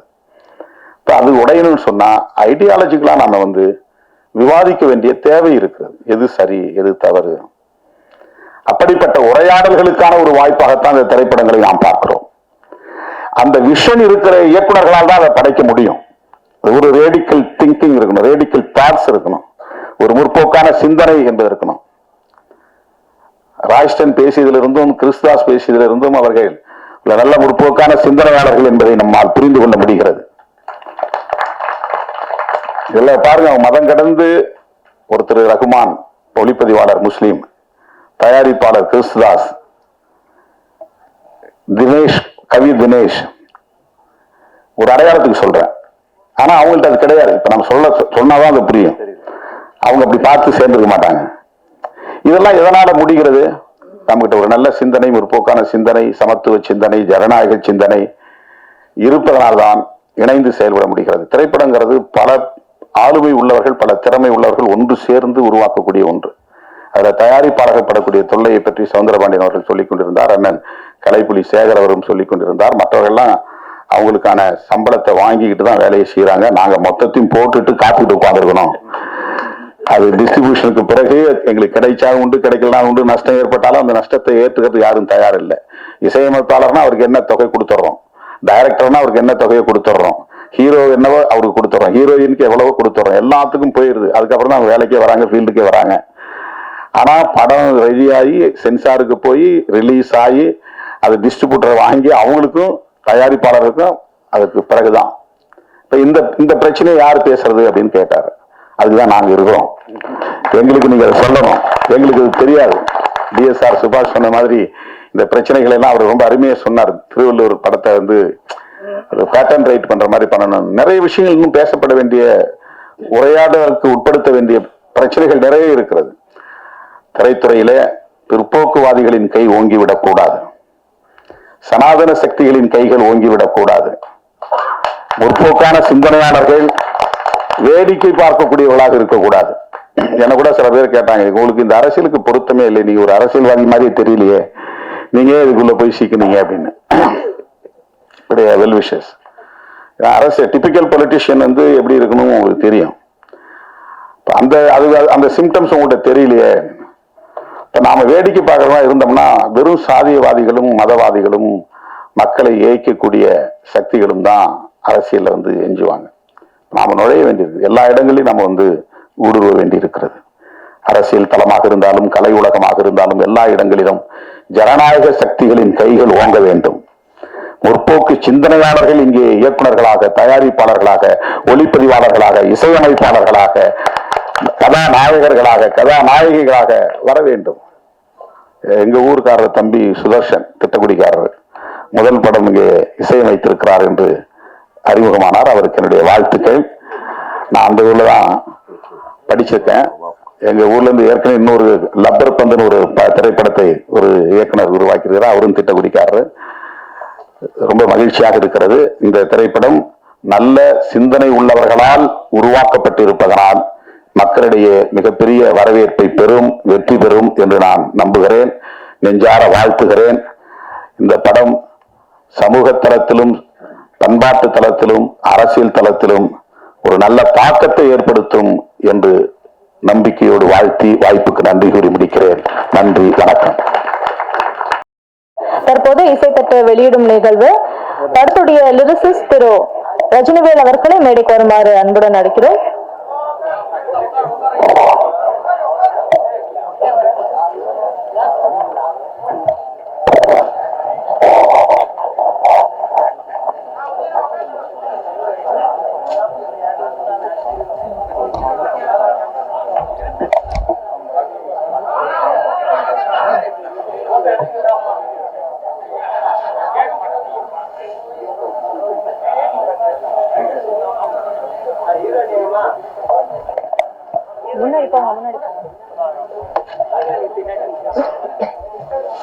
நெஞ்சு பொறுப்பதிலேயே படத்துடைய இசைத்தட்டை தலைவர் திரு தொல் திருமாவளவன் அவர்கள் வெளியிட இந்நிகழ்வுக்கு வருகை தந்திருக்கக்கூடிய சிறப்பு விருந்தினர்களும் படக்குழுவினரும் இணைந்து பெற்றுக் கொள்கிறார்கள்.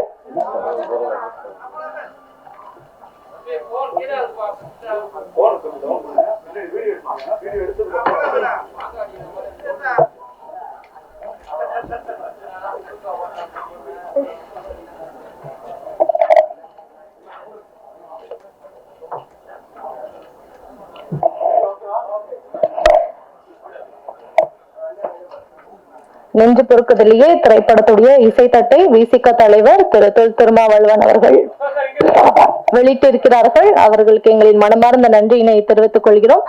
படம் அடுத்த மாதம் வெளியாக இருக்கு. இந்த ஆடியோ லான்ச்க்கு உங்களுடைய சப்போர்ட் எப்படி கொடுத்தீங்களோ அதே மாதிரி படம் ரிலீஸ் ஆன பிறகும் நீங்கள் அனைவரும் உங்களுடைய சப்போர்ட்டை கொடுக்க வேண்டும். மக்களிடம் இந்த படத்தை கொண்டு போய் சேர்க்குமாறு அனைவரையும் தாழ்மையுடன் கேட்டுக்கொள்கிறோம்.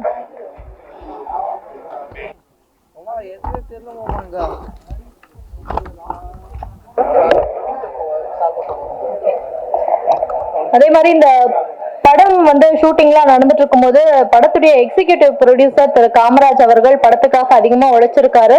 ஆனா இப்போ அவர் உயிரோட இல்ல, தவறிட்டாரு. அவருடைய மனைவியை தற்போது மேடைக்கு வருமாறு அன்புடன் அழைக்கிறோம். காமராஜ் அவர்களை ஹானர் பண்ணக்கூடிய வகையில அவங்களுடைய மனைவியை தற்போது மேடைக்கு வருமாறு அழைக்கிறோம்.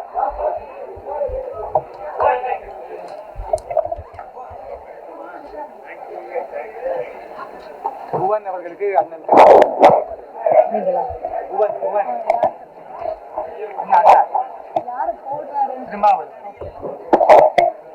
நெஞ்சு பொறுக்குதலியே படத்துடைய PRO திரு புவன் அவர்களுக்கு விசிக தலைவர் திரு தொல் திருமாவளவன் அவர்கள் தற்போது பொன்னாடை அணிவிக்க இருக்கிறார்கள்.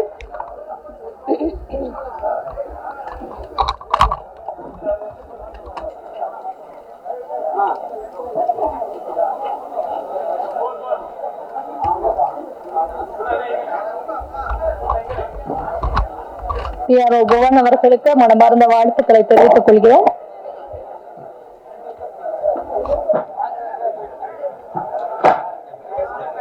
நெஞ்சு பொறுக்குதலியே திரைப்படத்துடைய இசை வெளியீட்டு விழாவை சிறப்பித்த உங்கள் அனைவருக்கும் எங்களின் மனமார்ந்த நன்றியினை தெரிவித்துக் கொள்கிறோம். படம் அடுத்த மாதம் வெளியாக இருக்கு. எல்லாரும் படத்தை தியேட்டர்ல போய் பார்க்கும்படியா கேட்டுக்கொள்கிறோம்.